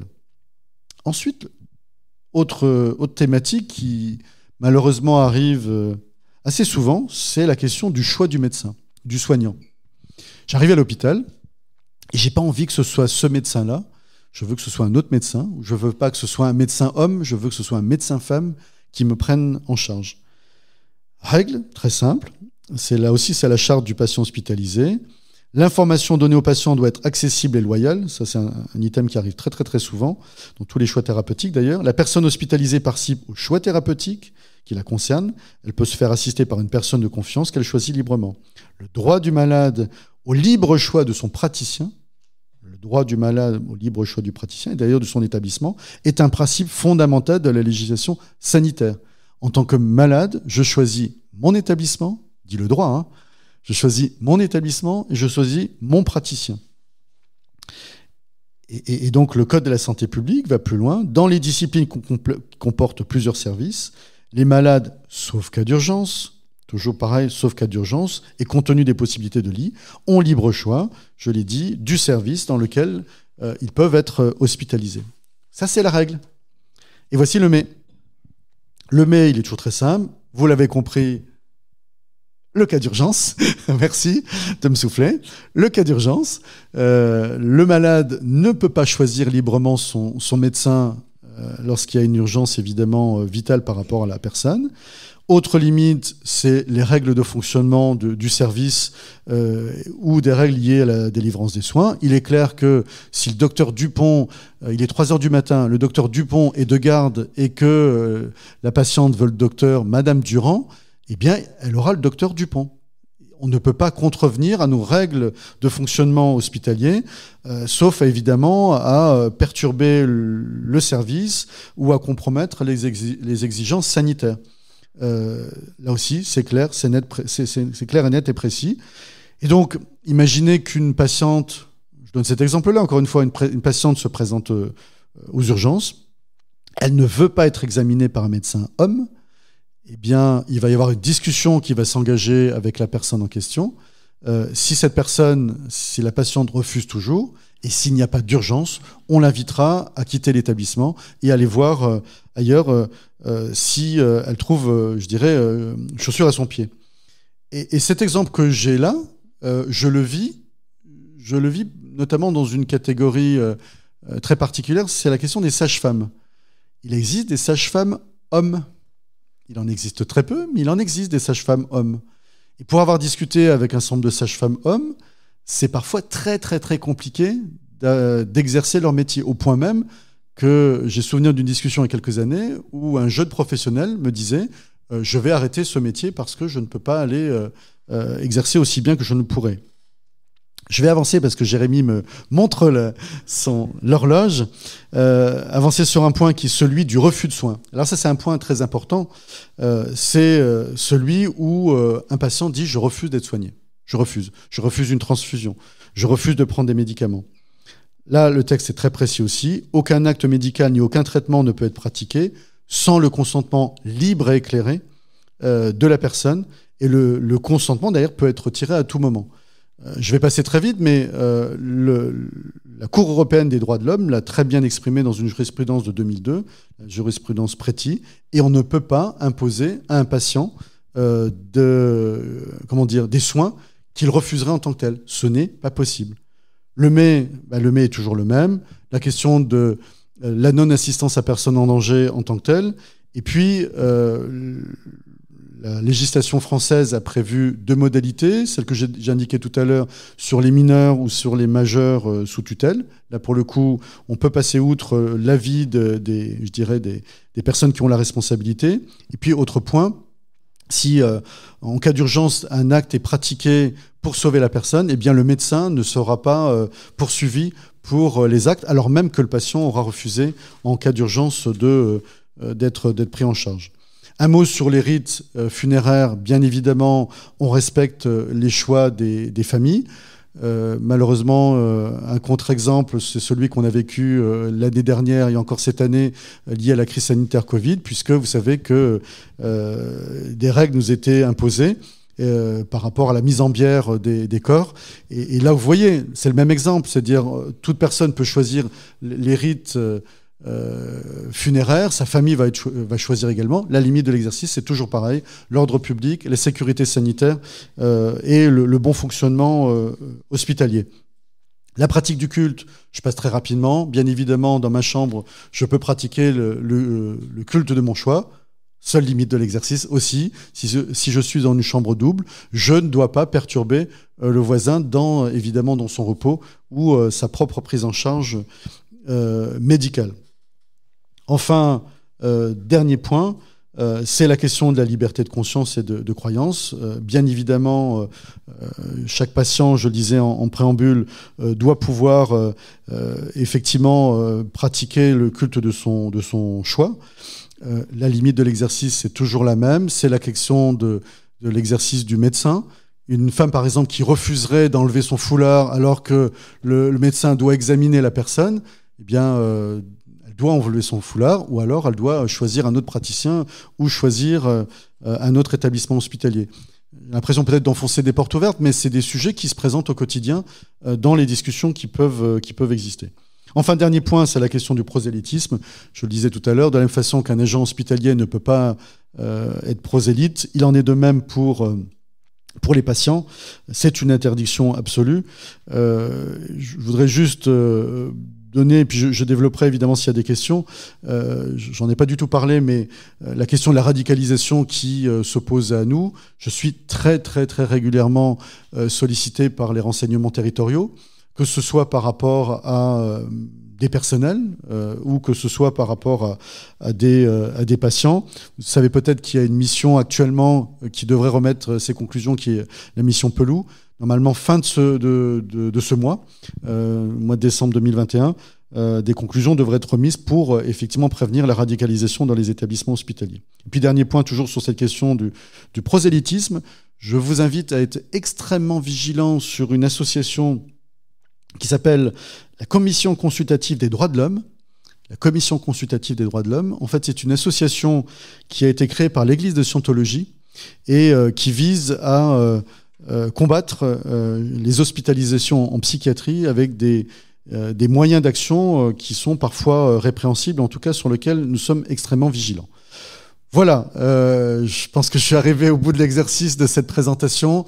Retenez ce qui est le plus fondamental, effectivement, de mon point de vue, ce que je disais au début, c'est qu'au-delà des règles qui sont claires de neutralité et de respect des croyances des uns et des autres, effectivement, l'exercice au quotidien n'est pas toujours simple et il faut pouvoir faire continuer nos établissements hospitaliers et je dirais la religion à droit de cité en l'hôpital, à condition effectivement que nous respections ces règles du service public. Parlons laïcité, le débat. Merci beaucoup Dominique pour cette brillante... le micro marche ? Oui, le micro marche. Alors, brillante présentation. Et on va passer tout de suite aux questions. Alors, qui veut poser la première question ? Moi, j'en ai une. À vous écouter, ça prend beaucoup de temps. Toutes ces questions, tous ces problèmes que vous rencontrez. On entend beaucoup parler de rentabilité à l'hôpital. Vous êtes beaucoup occupé par toutes ces questions, par tous ces problèmes, alors que ça concerne des personnels ou des patients. Enfin, ça vous prend beaucoup de temps. Alors je dirais que ça dépend des établissements hospitaliers, les endroits où on se situe, bien évidemment. Après, c'est pas le cœur de mon métier. Heureusement, je pense que, encore une fois, quand on rentre à l'hôpital, on a cœur de prendre en charge toute personne. Ce soir, on parle des différences religieuses, mais je le redis, à l'hôpital, on prend toute personne, qu'elle soit riche ou misérable, quelles que soient ses origines en tant que telle. Donc, je dirais que du point de vue des salariés, ma foi, j'ai eu très peu à intervenir sur des personnes qui ne viendraient pas à respecter ce principe de laïcité.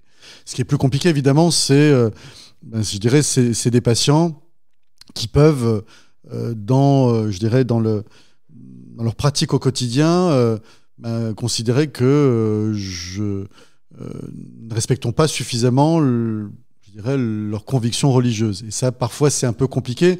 L'histoire d'Aminata, dont je parlais tout à l'heure, on est sur une non-discussion, c'est-à-dire que je ne peux pas discuter avec ce papa. C'est impossible. Moi, je viens avec mes valeurs qui sont celles du prendre soin, les valeurs de sauver la vie de quelqu'un et donner la naissance à quelqu'un, finalement, c'est de vie. Et lui vient avec ses valeurs religieuses. Donc on est sur une confrontation où on ne peut pas trouver un terrain d'entente. C'est impossible. Impossible. Encore une fois, quand je discute avec lui à la fin à la naissance de cette petite, il m'en veut. Il m'en veut en disant vous ne vous rendez pas compte de ce que vous m'avez fait. Et comment moi je puis entendre ça? Au contraire, j'étais sur l'idée qu'on a donné vie à quelqu'un. Et donc, ce sont ces situations-là qui sont parfois exacerbées, qui peuvent rendre les relations difficiles. Pendant la première ou la deuxième vague en 2020 de Covid-19, on a eu des discussions un peu compliquées. J'ai souvenir d'une famille où ça a été extrêmement compliqué dans la présence de cette famille. En l'occurrence, c'était en réanimation. Mais c'est jamais simple, c'est jamais une seule cause. Il n'y a pas que des causes religieuses. Il y a la peur de la souffrance de l'être cher. Il y a la peur de la mort de l'être cher. Et c'est toujours très, très compliqué. Pour un directeur d'établissement, ça m'est arrivé très peu de fois dans ma vie. En l'occurrence, j'ai interdit la présence d'une fille dont le papa était quelques jours après, elle est décédée. C'était très compliqué parce qu'on était dans des relations exacerbées entre l'équipe soignante et cette famille. Au bout du bout, on a réussi à échanger et j'ai pris, une heure et demie d'échange avec elle en lui disant qu'il y avait des règles dans un hôpital et qu'on ne pouvait pas faire tout et n'importe quoi. On n'est pas comme à la maison. Donc, je dirais, je n'ai pas de vérité scientifique. Je dirais que quantitativement, heureusement, j'ai peu de situations et elles se règlent, je dirais, dans le fonctionnement quotidien d'un soignant avec un soigné. Mais lorsqu'il y a des situations où c'est exacerbé, ça peut effectivement prendre beaucoup de temps. Mais je dirais que c'est mon métier. C'est mon métier d'essayer de convaincre les personnes de pouvoir être soignées. Quand est-ce qu'on mangera mieux dans les hôpitaux? Qu'on mangera moins de viande et qu'on mangera une alimentation saine? Alors, on est loin des questions religieuses. C'est vrai que c'est une discussion qui est toujours compliquée dans les hôpitaux parce que d'un côté, vous avez des soignants qui considèrent que l'alimentation, c'est du soin en tant que tel. De l'autre côté, vous avez une cuisine centrale quand on est dans des gros établissements qui doit être dans une production à la chaîne. D'ailleurs, toujours des débats entre ce qu'on appelle la liaison chaude et la liaison froide. Et c'est des discussions qui sont toujours compliquées. Je donne toujours un exemple où, je pense que ça va un petit peu mieux, mais des échanges que je peux avoir avec certaines diététiciennes. Quand un gamin vient à l'hôpital et vient pendant 2-3 jours, je ne parle pas de pathologie grave, vient 2-3 jours et on va lui donner des brocolis, des haricots verts. C'est de la nourriture saine. Pour autant, le gamin, lui, il a plutôt envie de frites et de steaks. Voilà, ou de nuggets. Bon, qu'est-ce que de la nourriture saine? Ça a été brocolis ou les nuggets? Bon, moi, je considère que on peut quand même aller sur les nuggets et les frites parce que c'est un moment qui est difficile pendant l'hospitalisation du bout de chou ou du gamin. mieux que lui imposer les brocolis. Mais les diététiciennes vont vous dire, mais non, c'est une habitude de vie, il vaut mieux lui donner des brocolis, parce qu'à la maison, il prendra l'habitude de manger des brocolis. Bon, voilà, c'est des discussions qu'on a souvent. Moi aussi, je suis le premier à pester quand je vois que ce qui est dans l'assiette, c'est pas toujours ce que nous, on peut faire à la maison. Mais en même temps, il faut comprendre qu'on peut pas avoir, quand on est dans des volumes très, très importants, je disais dans mon établissement, c'est 1 millier de lits, 1000 patients.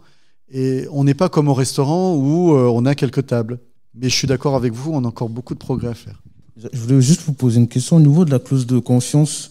Est-ce que vous avez déjà eu des cas où des médecins ont été réprimandés justement par rapport à leur refus peut-être de soigner un patient qui était, je ne sais pas, on va donner un exemple, c'était un juif va via un arabe ou vers un noir ou je ne sais pas. Un juif ou un musulman, vous voulez dire? Oui, vers un musulman ou quelque chose comme ça. Non, moi je n'ai jamais connu ceci. Non, ça pour le coup c'est ce que je disais tout à l'heure sur la clause de conscience, je ne l'ai jamais vu. Depuis 25 ans, je n'ai jamais vu ça. Et d'ailleurs, quand vous dites un juif ou un noir ou un musulman, ça c'est répréhensible. C'est-à-dire qu'un médecin viendrait ou un soignant viendrait me dire « je ne soigne pas une personne du fait de sa couleur de peau ou du fait de sa religion », c'est répréhensible. Non seulement ce serait une sanction disciplinaire, mais je déposerai plainte, je ferai un signalement au procureur. C'est pas ça la clause de conscience. La clause de conscience, et on le voit, je l'ai déjà vu, c'est par rapport à l'IVG. C'est ce que 99% des cas, c'est dans cette situation-là. C'est-à-dire qu'un médecin considère que, pour ses propres convictions, d'ailleurs qui ne sont pas forcément religieuses d'ailleurs pour le coup, mais je n'ai pas à donner la mort, j'ai à donner la vie et pas la mort. Ça, je l'ai déjà vu, effectivement. La loi lui permet. L'essentiel pour moi, et là c'est pas répréhensible puisque c'est permis par la loi, et c'est pas une discrimination pour le coup, c'est pas une discrimination liée à la dame en question, c'est parce que ça pourrait être Madame Dupont comme ça pourrait être Madame Durand. Ce serait pas la même chose que Madame Dupont et les Juives, je pratique l'acte médical, Madame Durand, elle est catholique, je ne le pratique pas, ça c'est répréhensible. Vous voyez la distinction. Mais l'essentiel pour moi, une fois que, si je reste sur l'exemple de l'IVG, parce que c'est un droit pour les femmes, elles ont combattu pour ça, et les hommes aussi d'ailleurs, un certain nombre d'hommes, c'est que si un médecin ne peut pas, pour des raisons personnelles, religieuses en l'occurrence, pratiquer cet acte, je dois trouver un autre praticien qui exercera l'acte en question. Mais vous voyez, la distinction, elle est fondamentale, hein, c'est fondamental. Jésus, ça peut partir en confusion un petit peu au niveau, justement, quand vous dites, au niveau de la déontologie, où le médecin il a le droit de prendre, en gros, se mettre en retrait pour certaines pratiques. C'est juste au niveau de l'IVG, c'est juste ça que j'ai compris. Je vais vous donner un autre exemple, mais ce n'est pas lié à la religion ou l'être en lui-même, parce qu'encore une fois, ça peut aller au-delà de la religion. C'est la question, même là, je pourrais aussi en parler pendant des heures, parce qu'on pourrait même avoir une conférence sur le sujet, c'est la question de l'acharnement thérapeutique. Bon, à un moment donné, un praticien peut dire je ne veux pas aller plus loin, parce que ce serait de l'acharnement thérapeutique. Vous voyez, c'est pas parce que le monsieur ou cette dame, elle est blanche, jaune, noire, ou elle est juive, musulmane. Non, c'est l'état de santé. Je considère qu'il ne faut pas aller au-delà de ce que peut être, que ce que je considère moi comme médecin comme étant du raisonnable. C'est un peu plus compliqué que ça, parce que la loi a beaucoup bougé sur le sujet. Mais c'est fondamental, hein. Encore une fois, il ne faut pas que vous ayez à l'esprit que la clause de conscience permet d'être discriminatoire. Je le redis, ce serait répréhensible du point de vue disciplinaire et c'est répréhensible du point de vue judiciaire et pénal. Oui, alors c'est un peu compliqué parce que j'ai voulu répondre à Maya, sauf que monsieur donc, a pris la parole entre-temps. Je disais que maintenant, dans les hôpitaux, enfin moi je parle de la Pitié-Salpêtrière, qui est l'hôpital que je fréquente le plus, il y a quand même 3 menus qui sont proposés tous les jours. Moi personnellement, je n'avais pas de problème particulier. Effectivement, d'autres malades n'arrêtaient pas de se plaindre de la nourriture, qui allait saisir le directeur. Je me dis, le pauvre directeur, au bout d'un moment, il devait attraper les cheveux blancs parce qu'on n'était pas dans un hôtel, voilà. Non, mais je le redis, ce que je disais tout à l'heure, on est loin du sujet laïcité, mais on a encore effectivement beaucoup de progrès à faire sur cette question de l'alimentation de nos patients. De la même façon, ça se pratique de plus en plus. C'était pas le cas il y a 25 ans quand j'ai commencé ce métier. Aujourd'hui, on essaie de plus en plus d'avoir des menus adaptés. Je citais l'exemple du gamin, mais c'est évident qu'on ne mange pas la même chose quand on a 80 ans ou que lorsqu'on a 40 ans. De la même façon avec les médicaments, mais là je rentre trop dans les détails, mais en psychiatrie, on ne mange pas la même chose forcément que lorsqu'on est dans un service où on va rester 3-4 jours. Voilà, mais ça peut nous emporter loin ce sujet de l'alimentation à l'hôpital. Alors, moi, je voulais vous poser une question, enfin, pour revenir sur la laïcité. Vous avez donné l'exemple de ce soignant qui avait une grande barbe. Ma question, c'était de savoir pourquoi le premier problème qui est venu en tête, c'était sur un aspect religieux et non pas sur un problème d'hygiène. Alors, moi, je ne suis pas le directeur de l'établissement en question. Simplement, effectivement, lorsque vous avez une personne qui a une barbe longue et pour lequel les collègues disent attention, c'est un signe ostentatoire de religion, vous sortez votre logiciel de bon serviteur du service public, en l'occurrence du service public hospitalier, et vous dites voilà, il y a un problème, respecte-t-il ou non le principe de laïcité et de neutralité, en l'occurrence du service public. Alors effectivement, le collègue ou la collègue aurait pu le prendre le sujet par la question de l'hygiène, mais en l'occurrence, c'était pas ça le sujet. C'est que manifestement, ça posait des soucis dans la vie de l'établissement en question. L'exemple que je vous donnais tout à l'heure sur la pédiatre qui voulait avoir effectivement son couvre-chef, son foulard en l'occurrence sur la tête, je le dis, est-ce que c'était une compromission de ma part ou un compromis intelligent avec elle? Il n'empêche que, à la base, c'est un certain nombre de praticiens et de soignants qui me disaient attention, il y a quelqu'un qui ne respecte pas le principe de laïcité et de neutralité dans l'hôpital. Voilà, et était-ce une bonne ou une mauvaise solution? Je l'ai pris sous l'angle de l'hygiène en disant docteur, mettez la charlotte, comme ça tout le monde sera content, vous pouvez garder votre foulard, et puis vu d'extérieur, on ne le verra plus, vous aurez toujours votre charlotte. En fait, je voulais juste relever le fait qu'il y a des années de cela, on ne se serait pas interrogé sur ce problème de religion, on se serait plutôt interrogé sur un problème d'éthique, d'hygiène, voilà. Tout comme le foulard, qui est sur une certaine époque, finalement, remplacer le fichu qu'on mettait. Voilà, si vous avez un personnel de service qui fait le ménage au sein de l'hôpital, à l'époque, et il n'y a pas si longtemps que ça, les femmes mettaient un fichu ou quelque chose pour se protéger aussi les cheveux, etc. Enfin, c'était pas forcément un signe religieux. Les femmes qui travaillaient dans les champs, elles avaient toutes un fichu. Là, aujourd'hui, j'ai l'impression qu'on généralise ces problèmes de religion et de signes religieux parce qu'on parle énormément de laïcité, etc. Et est-ce que ça crée pas plutôt justement de la discrimination au sein de la société aujourd'hui, alors qu'il y avait d'autres signes religieux avant et ça ne posait de problème à personne? Je comprends votre question. Ma grand-mère, quand elle allait au champ, elle portait le fichu, évidemment. Simplement, l'hôpital n'est pas... alors qu'on est très hospitalo-centré, comme on dit souvent, l'hôpital n'est pas une île déserte en dehors de la cité. Ce qu'on voit à l'extérieur, ce qu'on voit plutôt à l'intérieur n'est jamais le reflet, peut-être exacerbé, de ce qu'on vit à l'extérieur. Donc les questions du vivre ensemble, ils se posent de la même façon à l'extérieur qu'ils se posent dans une collectivité telle qu'un hôpital. La seule différence, encore une fois, c'est que vous pouvez porter votre foulard ou votre fichu ou tout ce que vous voulez à l'extérieur dans la rue.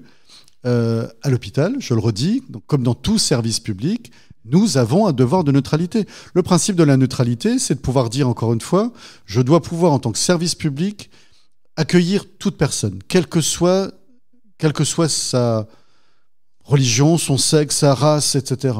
C'est ça le sujet. Et que si je porte un signe politique, ça pourrait être, là on parle de religion, mais ça pourrait être un signe politique, je contreviendrai au principe d'égalité de tous les citoyens vis-à-vis d'un service public.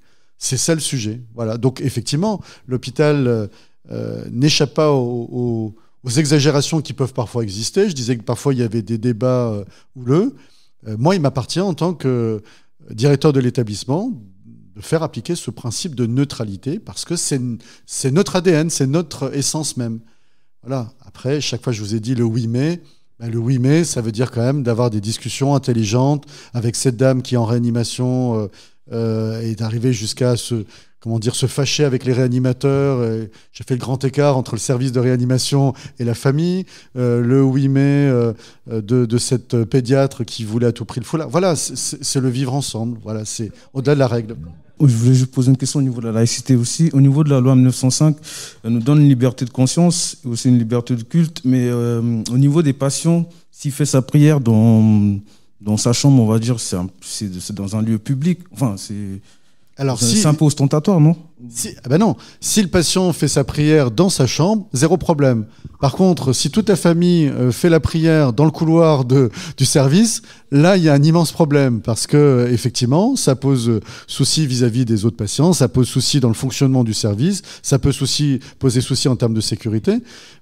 Mais si le patient il est seul et que il se met à genoux, il se met à prier, ça ne gêne personne, ni la sécurité, ni la continuité, ni l'hygiène en tant que telle. Voilà. Par contre, s'il se met à mettre une bougie et que ça risque de mettre le feu à l'établissement, par définition, ce sera interdit. Vous voyez, du point de vue, très théorique, c'est très simple. Ce qui prime, c'est la continuité du service public, l'égalité entre toutes les personnes, quelle que soit leur situation. Le reste, chacun fait ce qu'il veut dans ses propres convictions.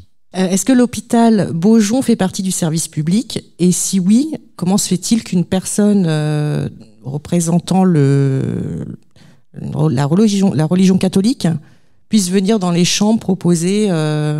Alors, l'hôpital Beaujon, ça fait partie de l'assistance publique Hôpitaux de Paris. Vous savez peut-être pas, mais l'APHP, juridiquement, c'est un établissement en tant que tel. C'est un CHU comme d'autres CHU. L'hôpital de Melun-Sénart, que je représente ici, ne fait pas partie de l'APHP. Alors, le ministre du culte que vous évoquez, c'est que du classique. C'est-à-dire que toute personne qui est hospitalisée dans un établissement hospitalier qui me dit qui dit au cadre de santé, à l'infirmière ou à l'aide-soignante, je voudrais, moi, pouvoir échanger avec le ministre du culte de mon choix, aucun souci en tant que tel, et peut venir. En revanche, un ministre du culte qui viendrait rentrer dans les chambres sans qu'il ait été invité à le faire par un patient et a fortiori par l'encadrant de santé, ce n'est pas conforme au principe de laïcité, de neutralité. Merci. Et ce que je voudrais souligner aussi, dans les hôpitaux, il y a ce qu'on appelle des visiteurs. Pour des malades qui sont isolés, qui n'ont pas de famille. Voilà. Donc ce sont des personnes en fait qui viennent vous voir. Même si je connais leurs convictions religieuses, c'est surtout un dialogue, une attention. Comme il y a des visiteurs de prison, comme il y a Et je ne vais pas forcément me poser la question chaque fois, de me demander si la personne est chrétienne, si... Eh bien, ça c'est très classique ce que vous évoquez là. Il y a un certain nombre d'associations de bénévoles qui interviennent dans les hôpitaux. Alors les visiteurs, les VMEH en particulier, mais il y a plein d'autres associations qui rentrent dans l'hôpital. Et c'est très bien le lien qui existe entre le patient, la famille ou même des personnes qui sont isolées. C'est formidable ce qui existe. Simplement, je fais un peu de droit, un bénévole qui intervient à l'hôpital, c'est ce qu'on appelle un collaborateur occasionnel du service public. C'est vrai à l'hôpital comme ça pourrait être vrai dans d'autres fonctions publiques. Et doit obéir au même principe de neutralité, c'est-à-dire que quelqu'un, si vous êtes bénévole, vous madame, visiteuse d'hôpital, vous ne devez pas mettre en avant vos convictions religieuses, politiques et autres. Et d'ailleurs, de la même façon, pour revenir à la question de monsieur tout à l'heure, en tant que visiteur ou visiteuse d'hôpital, vous devez aller rencontrer toutes celles et ceux qui veulent vous rencontrer, quelles que soient leurs convictions religieuses notamment. Je veux dire, en même temps, il ne faut pas être hypocrite non plus. Quand l'aumônerie, quand on parle d'aumônerie, on sait qu'il y a des prêtres ou des chrétiens, vous avez donc les juifs, vous avez les musulmans. Donc on sait que ces gens-là peuvent intervenir dans l'espace public, y compris dans un hôpital, parce qu'on parle aussi de choix confessionnels. C'est là où je suis un peu troublée. Non mais alors j'ai vraiment pas été très clair. Dans les hôpitaux, les aumôniers, salariés ou bénévoles, peuvent intervenir. Voilà. Je vous ai même dit tout à l'heure que moi, ce qui me gêne un tout petit peu plus, c'est que c'est l'histoire, encore une fois, de notre pays. C'est qu'il y a et la transformation de l'hôtel-lieu en hôpital laïque, c'est que traditionnellement, il y a des aumôniers, il y a plus d'aumôniers salariés chrétiens, pour simplifier, que d'aumôniers salariés juifs ou musulmans. Il n'empêche que la loi permet qu'il y ait des aumôniers, salariés ou bénévoles, qui interviennent à la demande d'une personne conformément à ses principes religieux et qui vont échanger. Et là, je dirais, en toute liberté de croyance et d'échange. C'est vrai, par définition, si je suis juif, je vais plutôt faire appel au ministre du culte juif plutôt qu'au ministre du culte catholique. Mais après tout, rien ne me l'interdit. Moi, je connais effectivement des aumôniers catholiques qui, à la demande de musulmans ou de juifs, vont intervenir dans une relation, je dirais, d'homme à homme ou d'homme à femme en tant que tel. Autre chose est la question que vous évoquiez tout à l'heure, celle des bénévoles dans des visiteurs en tant que tels. Et là, pour le coup, on est totalement, je dirais, areligieux. Et d'ailleurs, même c'est une obligation, je réinsiste, c'est une obligation. Un bénévole qui n'est pas un ministre du culte ne doit pas faire prévaloir ou mettre en avant ses convictions politiques, religieuses ou autres. Je tiens à revenir à Aminata. Parce que la question que je me suis posée, vous avez dit qu'il fallait une intervention anesthésiante. Mais je sais par expérience que dans ce cas-là, on peut faire la péridurale, ce qui ne fait pas le même effet et où le père pouvait peut-être assister à la césarienne et la femme restait consciente, elle n'était pas endormie. Et la question, est-ce que ça s'est passé comme ça ou... Parce que c'est vrai, c'est violent, les menottes, mais lui aussi, il a été violent. Alors, c'est la première question qui se pose. Et c'est tous les jours au quotidien des échanges qui peuvent exister avec des personnes en tant que telles. En l'occurrence, et moi je ne suis pas médecin, l'obstétricien m'a dit ce n'est pas possible. C'était il y a 22 ans, hein. C'est intervention bloc, anesthésie générale, donc il n'y avait pas d'autre solution. Et la petite décédée est probablement la maman. Évidemment, parce que ce que je ne vous ai pas raconté, je ne vous ai pas raconté toute l'histoire en fait. C'est une coïncidence de cette soirée-là. Mais dans cette soirée-là, j'ai vécu 2 fois la même situation. C'est-à-dire qu'une heure avant, mais c'est vraiment une coïncidence, j'ai une autre petite Aminata, alors je ne sais pas comment elle s'appelait pour le coup, mais là pour le coup, il y a eu une discussion, il y a eu un échange qui a pu avoir lieu avec la famille. Et ça s'est terminé que j'ai même pas eu à intervenir, ou j'ai eu un échange, si je me souviens bien, au téléphone, et tout s'est bien passé, j'ai même pas eu à intervenir. Mais ce que vous évoquez là, c'est ce qui se passe au quotidien, par définition. Par définition, il y a des échanges, et heureusement, il y a des échanges entre une équipe soignante et un soigné. En l'occurrence, quand il s'agit de sauver la vie de quelqu'un, il n'y a plus de questions. En tout cas, pour ce qui me concerne, il n'y a plus de questions, et la loi ne nous autorise même pas à se poser ce genre de questions. Voilà, moi je voudrais connaître votre position par rapport à la violence que certaines familles peuvent émettre, aussi bien en pratique. Donc il y a des familles quand même qui s'en prennent physiquement aux médecins. Donc je suppose qu'il y a quand même, selon le code pénal, ces familles-là, elles doivent être différées. Alors là, on s'éloigne des aspects religieux, hein, parce que la violence à l'hôpital, c'est comme je disais tout à l'heure, hein, l'hôpital n'est pas isolé du reste de la cité. La violence qu'on peut voir poindre ou se développer, ou qu'on peut déplorer, je dirais à l'extérieur, elle existe aussi à l'hôpital. Et on voit des cas de violence verbale, physique, relativement courant. D'ailleurs, il y a, je ne me souviens plus le terme exact, mais il y a un observatoire de la violence à l'hôpital où on est censé remonter tous les cas de violence dont on a connaissance. Ma politique à moi, c'est la mienne, 0, je dirais, acceptation. C'est-à-dire que systématiquement, lorsque moi j'ai connaissance de violence, je dois pouvoir déposer plainte. Le problème, c'est que je ne peux pas déposer plainte à la place de l'agent. Je ne peux pas. Juridiquement, je ne peux pas. Paradoxalement, je ne peux déposer plainte lorsqu'il y a des dégradations dans l'hôpital. Donc imaginez des situations où vous avez des salariés qui ont pu recevoir un coup et il va y avoir une chaise cassée. En tant que directeur d'hôpital, je ne peux déposer plainte que pour la chaise cassée. Je ne peux même pas me porter partie civile. Alors ce qu'on fait, c'est que systématiquement, on met des affiches dans l'hôpital, le zéro violence, il y a des affiches parfois humoristiques, d'autres qui le sont un peu moins en tant que telles. Ce qu'on fait, c'est d'une part, on essaie d'accompagner l'agent pour aller déposer plainte, on essaie d'avoir des bonnes relations avec le commissariat pour éviter que les délais d'attente, on fait un pré-enregistrement en ligne. On fait aussi autre chose, c'est que, et c'est accepté, c'est qu'on domicilie les agents à l'hôpital, Parce que les agents qui travaillent à l'hôpital, ils habitent en ville et probablement sur le même palier que l'agresseur. Donc voilà, c'est toujours accompagner les personnes en question. Moi, à titre personnel, il n'y a pas plus tard qu'il y a 6 mois, j'ai été menacé de mort.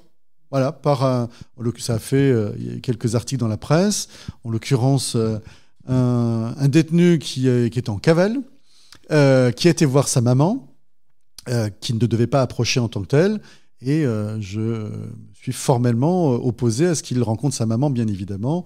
Et j'ai reçu des menaces de mort, et depuis, pour l'anecdote, il est à Fleury-Mérogis en tant que tel. Voilà, mais c'est des situations...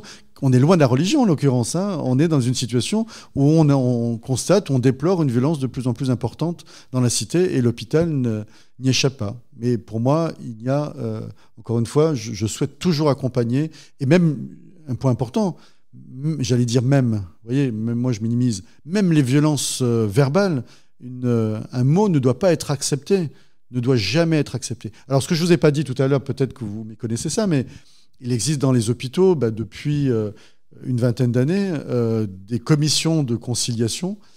Alors, leur nom a évolué au fur et à mesure du temps, mais parce que l'hôpital n'est pas parfait, par définition.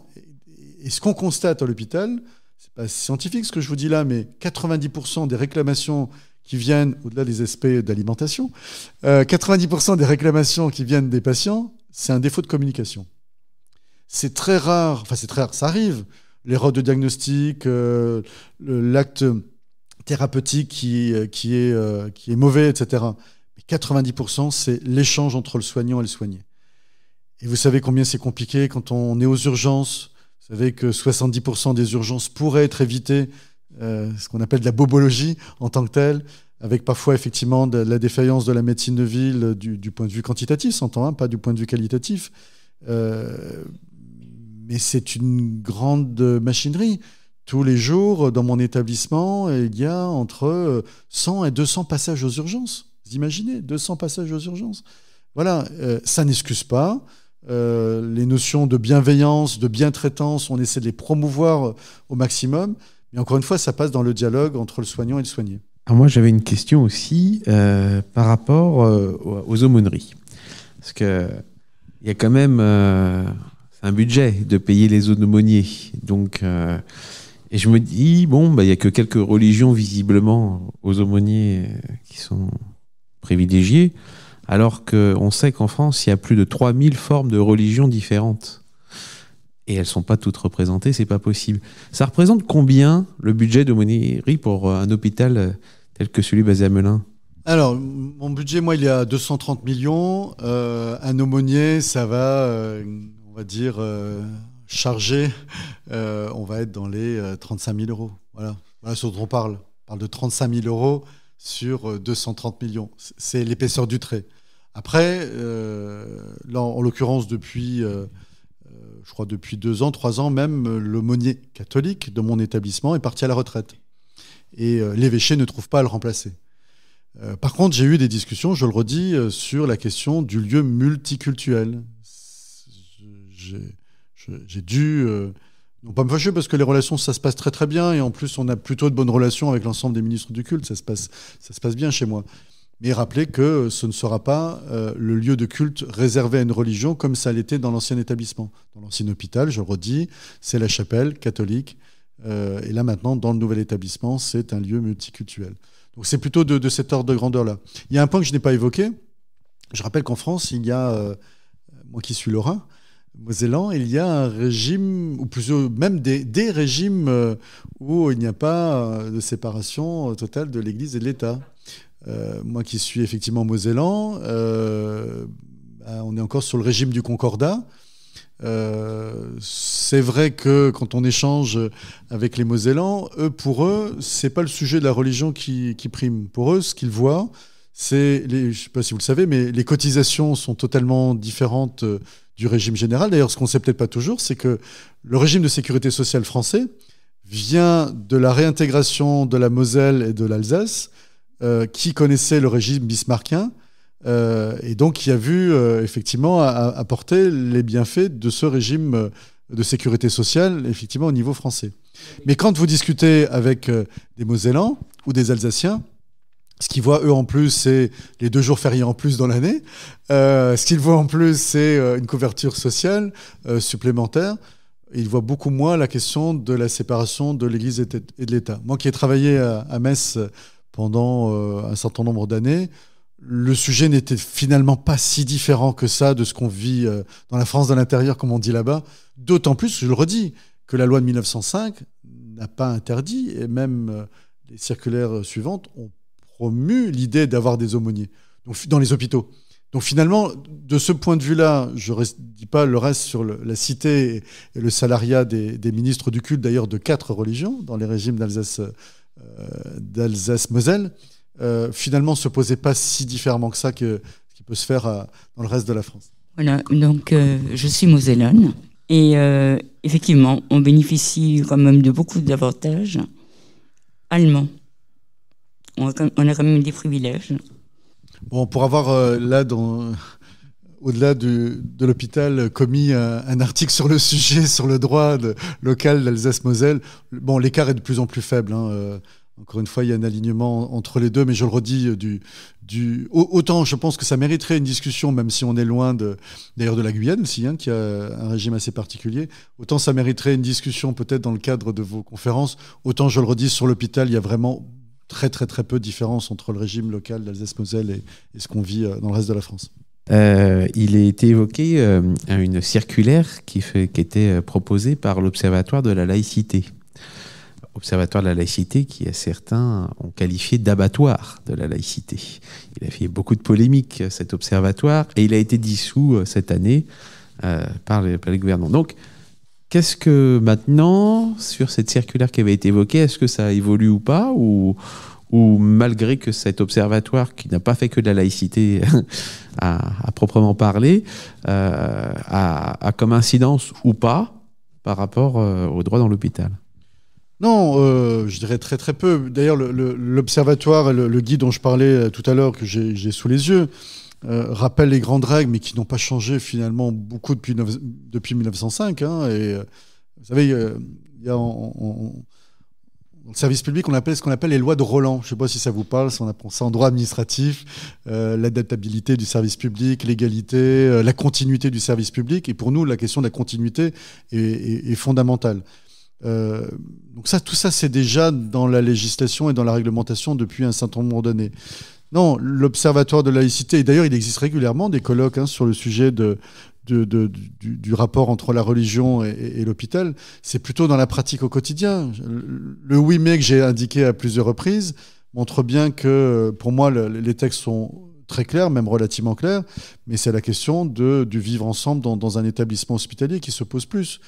Et effectivement, je redis, ma question tout à l'heure de ma pédiatre et de la Charlotte, compromis ou compromission. Maintenant, même si je suis un farouche défenseur de la laïcité, ce qui prime pour moi, c'est de prendre en charge un malade, et je préfère qu'elle ait effectivement son foulard, je suis désolé de le dire comme tel, et pouvoir sauver des vies et sauver des enfants et prendre en charge des enfants, plutôt que de partir sur un combat où je sais que je vais perdre d'avance. Après, vous voyez, je suis un peu gêné aux entournures dans tout ce que je dis là.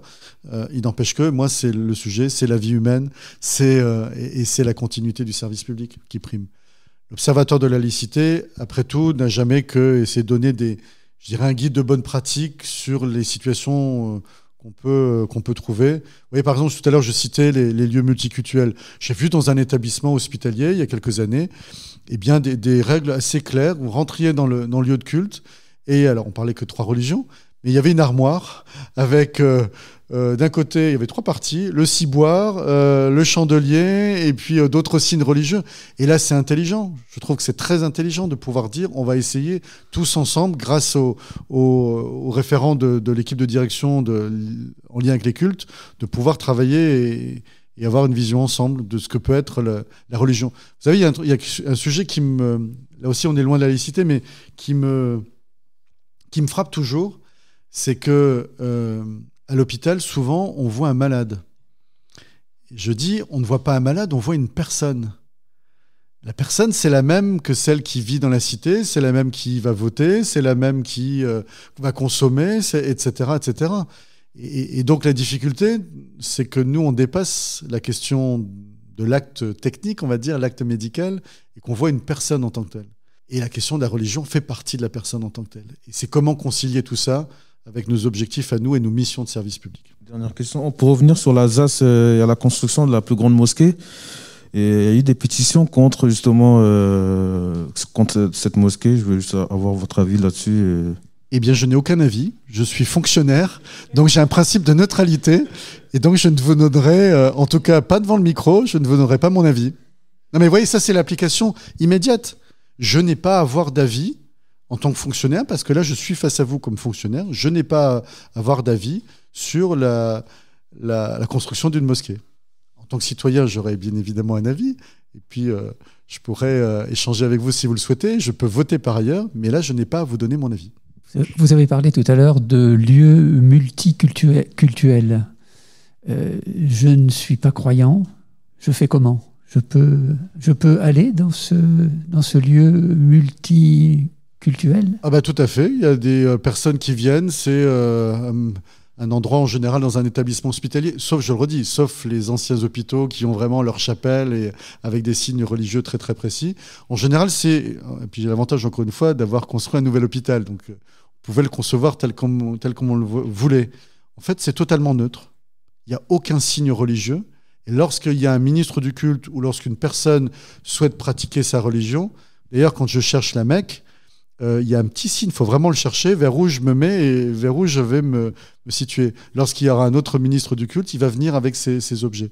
Et donc, vous pouvez très bien, à un moment donné, vous poser, loin du tumulte. On vient de vous apprendre une mauvaise nouvelle vous concernant une autre personne. Vous pouvez venir sans aucun problème, que vous soyez agnostique ou athée. Je voulais savoir si vous aviez été confronté à une situation dans laquelle un patient souhaitait se rendre à l'hôpital et pour des raisons religieuses n'est pas vacciné ni testé, donc n'a pas de passe sanitaire pour des raisons religieuses. Ce serait peut-être retrouvé dans une situation de refus de rentrer dans l'hôpital pour éventuellement passer une simple radio ou un simple acte. Est-ce que vous êtes retrouvé déjà dans cette situation ? Alors, ce soir, on parle de la religion, mais je ne suis pas dans le cœur des hommes. C'est-à-dire que lorsqu'une personne me dit « je ne veux pas tel ou tel acte médical », il ne nous exprime pas toujours les raisons. Maintenant, ce que je peux vous dire, c'est que toute personne qui rentre à l'hôpital pour un acte médical, vacciné ou pas vacciné, passe sanitaire ou pas sanitaire, il rentre à l'hôpital parce qu'on doit le prendre en charge, que ce soit en urgence ou en programmé. C'est clair, net, précis. Et quelqu'un qui vient faire une consultation, j'ai n'importe quoi, d'urologie, cardiologie, alors même qu'il n'y a pas d'urgence, je n'ai pas imposé le pass sanitaire parce qu'on doit le prendre en charge. En plus, vous savez très bien que avec la pandémie, je ne sais pas si on peut encore parler de crise sanitaire parce qu'une crise a un début, une fin et que ça commence à durer là. En tout cas, avec la pandémie, on voit très bien qu'il y a eu des retards de prise en charge, voire même des pertes de chance pour un certain nombre de patients. Donc même si ce n'est pas un acte urgent, le patient, je dis le patient, la personne rentre dans l'hôpital et est pris en charge en consultation, et a fortiori aux urgences, n'en parlons pas. Et là, les choses sont effectivement très claires. Après, vous n'avez pas posé une question, c'est la question de l'obligation vaccinale. Puisque, effectivement, tout personnel qui travaille à l'hôpital, vous savez que depuis le 15 septembre, doit être vacciné. Votre serviteur, j'ai presque ma 4e injection. Hein. J'ai déjà eu ma 3e injection il y a 2 mois. Il n'empêche qu'il y a quand même des salariés qui ont refusé, hein, ça fait beaucoup de bruit, de se faire vacciner. Raison religieuse, raison de peur, personnelle, je n'en sais fichtrement rien. Après, au-delà, c'est un peu la même question que monsieur tout à l'heure, est-ce que ça vous prend beaucoup de temps ? Au bout du bout, sur 2500 salariés, j'ai suspendu 11 personnes. C'est rien, 11 personnes. Mais ça m'a pris énormément de temps. Énormément de temps. On a même été, je peux vous dire, jusqu'à proposer à ce que les personnes qui avaient peur de cette vaccination, je parle de soignants hein, ou de non-soignants, en tout cas de salariés d'établissement, on a même proposé à ce qu'ils se fassent vacciner en réanimation. Parce que certains avaient peur de faire un choc en tant que tel. Alors même qu'ils travaillent dans le milieu médical. Est-ce que ce sont des raisons religieuses ou simplement de peur liées à l'acte médical ? Je n'en sais rien. Ce qui arrive aussi parfois, et on n'en a pas parlé, mais c'est le sujet malheureusement assez classique, des témoins de Jéhovah notamment et des transfusions sanguines. Voilà, j'en ai pas parlé dans mes propos. Toujours le même sujet.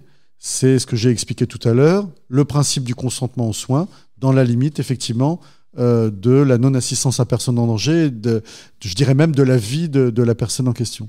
Sauf que les personnes qui n'ont pas de passe sanitaire ne sont pas acceptées dans les établissements, dans les hôpitaux, et ça je peux vous en assurer parce que je l'ai vécu dans plusieurs situations. Pour même une personne qui avait un cancer, sans passe sanitaire, la personne ne peut ni aller faire ses examens, ni consulter son cancérologue. Il est refusé l'entrée à cette personne. Une personne de 94 ans. Je ne vous ai pas échappé que je ne suis pas le représentant des 1000 établissements hospitaliers de France et de Navarre. Je vous dis ce qui se passe dans mon établissement. Dans mon établissement, autant un visiteur, là, le pass sanitaire s'impose parce qu'il n'y a pas d'obligation, effectivement, il n'y a pas d'urgence en tant que telle, même si je peux vous dire qu'on a accepté que des situations humainement compliquées, quelqu'un qui est en train de perdre son proche, il est 3 heures du matin, il arrive, c'est les dernières minutes, les dernières heures, on a fermé les yeux sur le pass sanitaire. Mais la règle, c'est quand même que le visiteur doit présenter son pass sanitaire. Mais pour autant, pour ce qui concerne le patient, le malade, celui qui a son suivi, dans mon établissement à Melun-Sénart, que ce soit en urgence ou en programmé, nous n'avons pas fermé la porte aux des personnes qui n'avaient pas le pass sanitaire.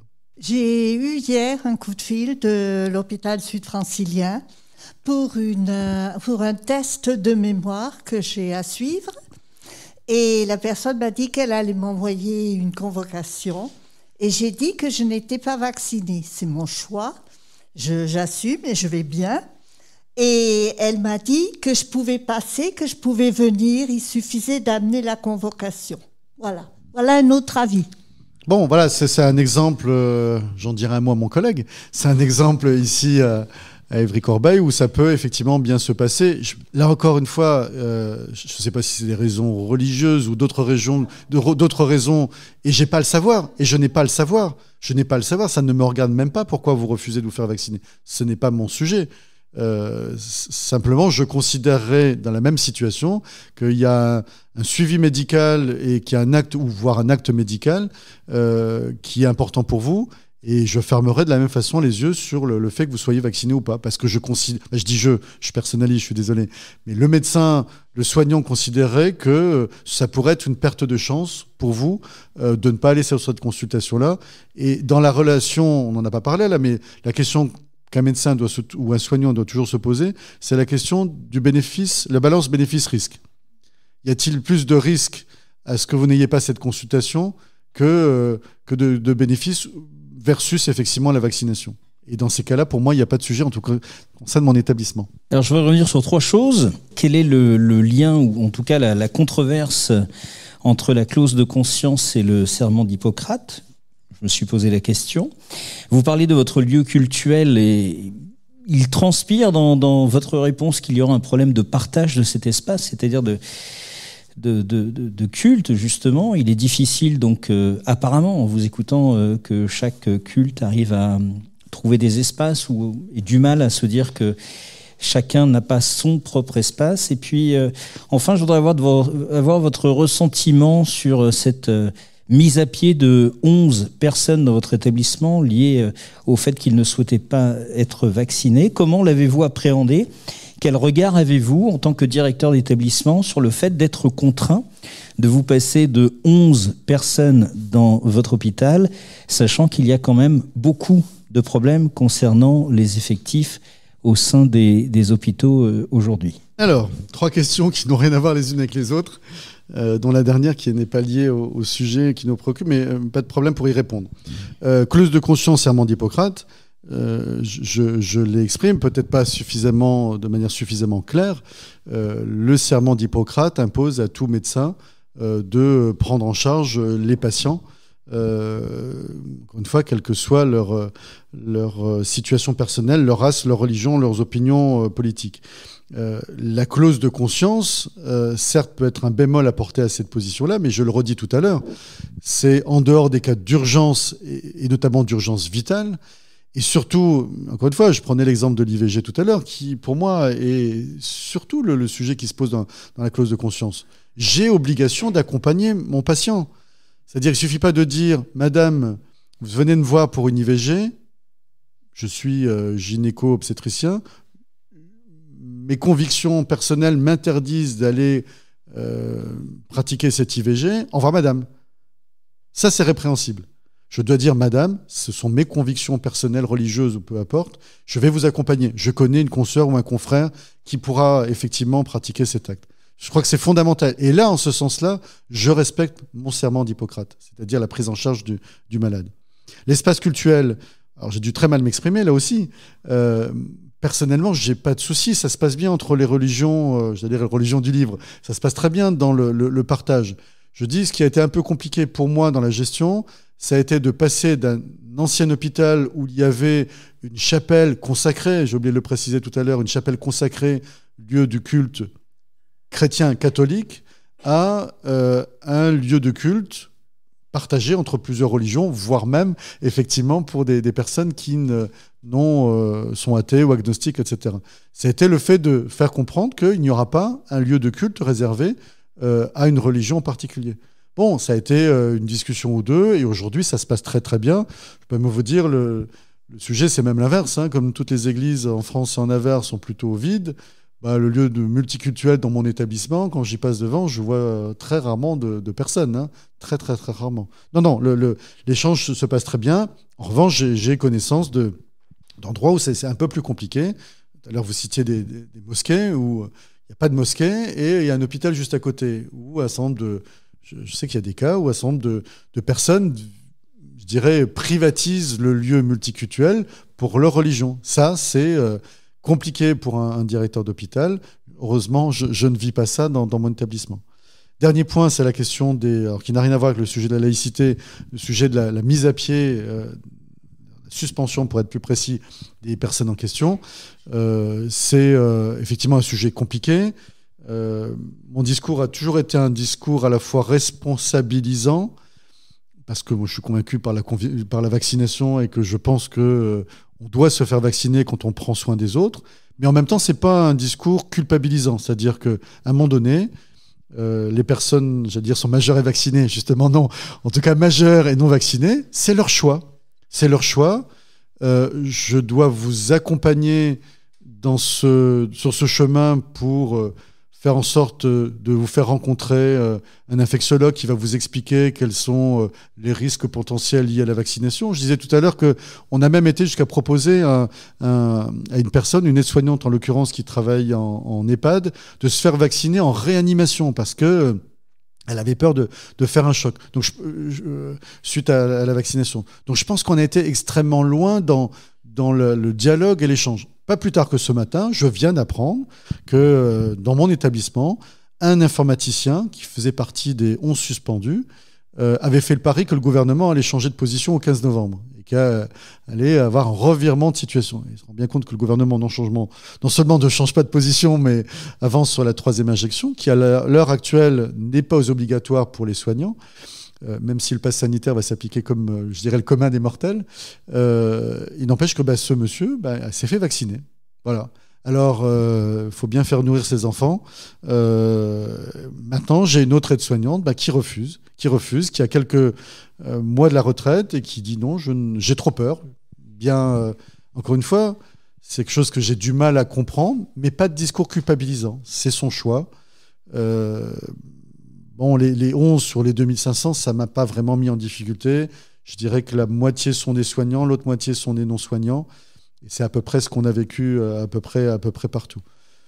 Voilà, mais là aussi, liberté de conscience de la personne. Elle fait un choix, elle refuse de se faire vacciner, elle perd son emploi, c'est dramatique, hein, mais c'est elle qui choisit. Après, j'ai toujours dit, et la preuve, c'est l'exemple de ce monsieur que j'évoquais là, ma porte est toujours ouverte. La porte des infectiologues de l'établissement, la porte des médecins est toujours ouverte et on est là pour accompagner l'ensemble des maillons de notre chaîne, de notre communauté hospitalière. Merci beaucoup. Voilà, on va se diriger vers la fin de notre émission. Merci à tous, je pense qu'on peut l'applaudir, hein.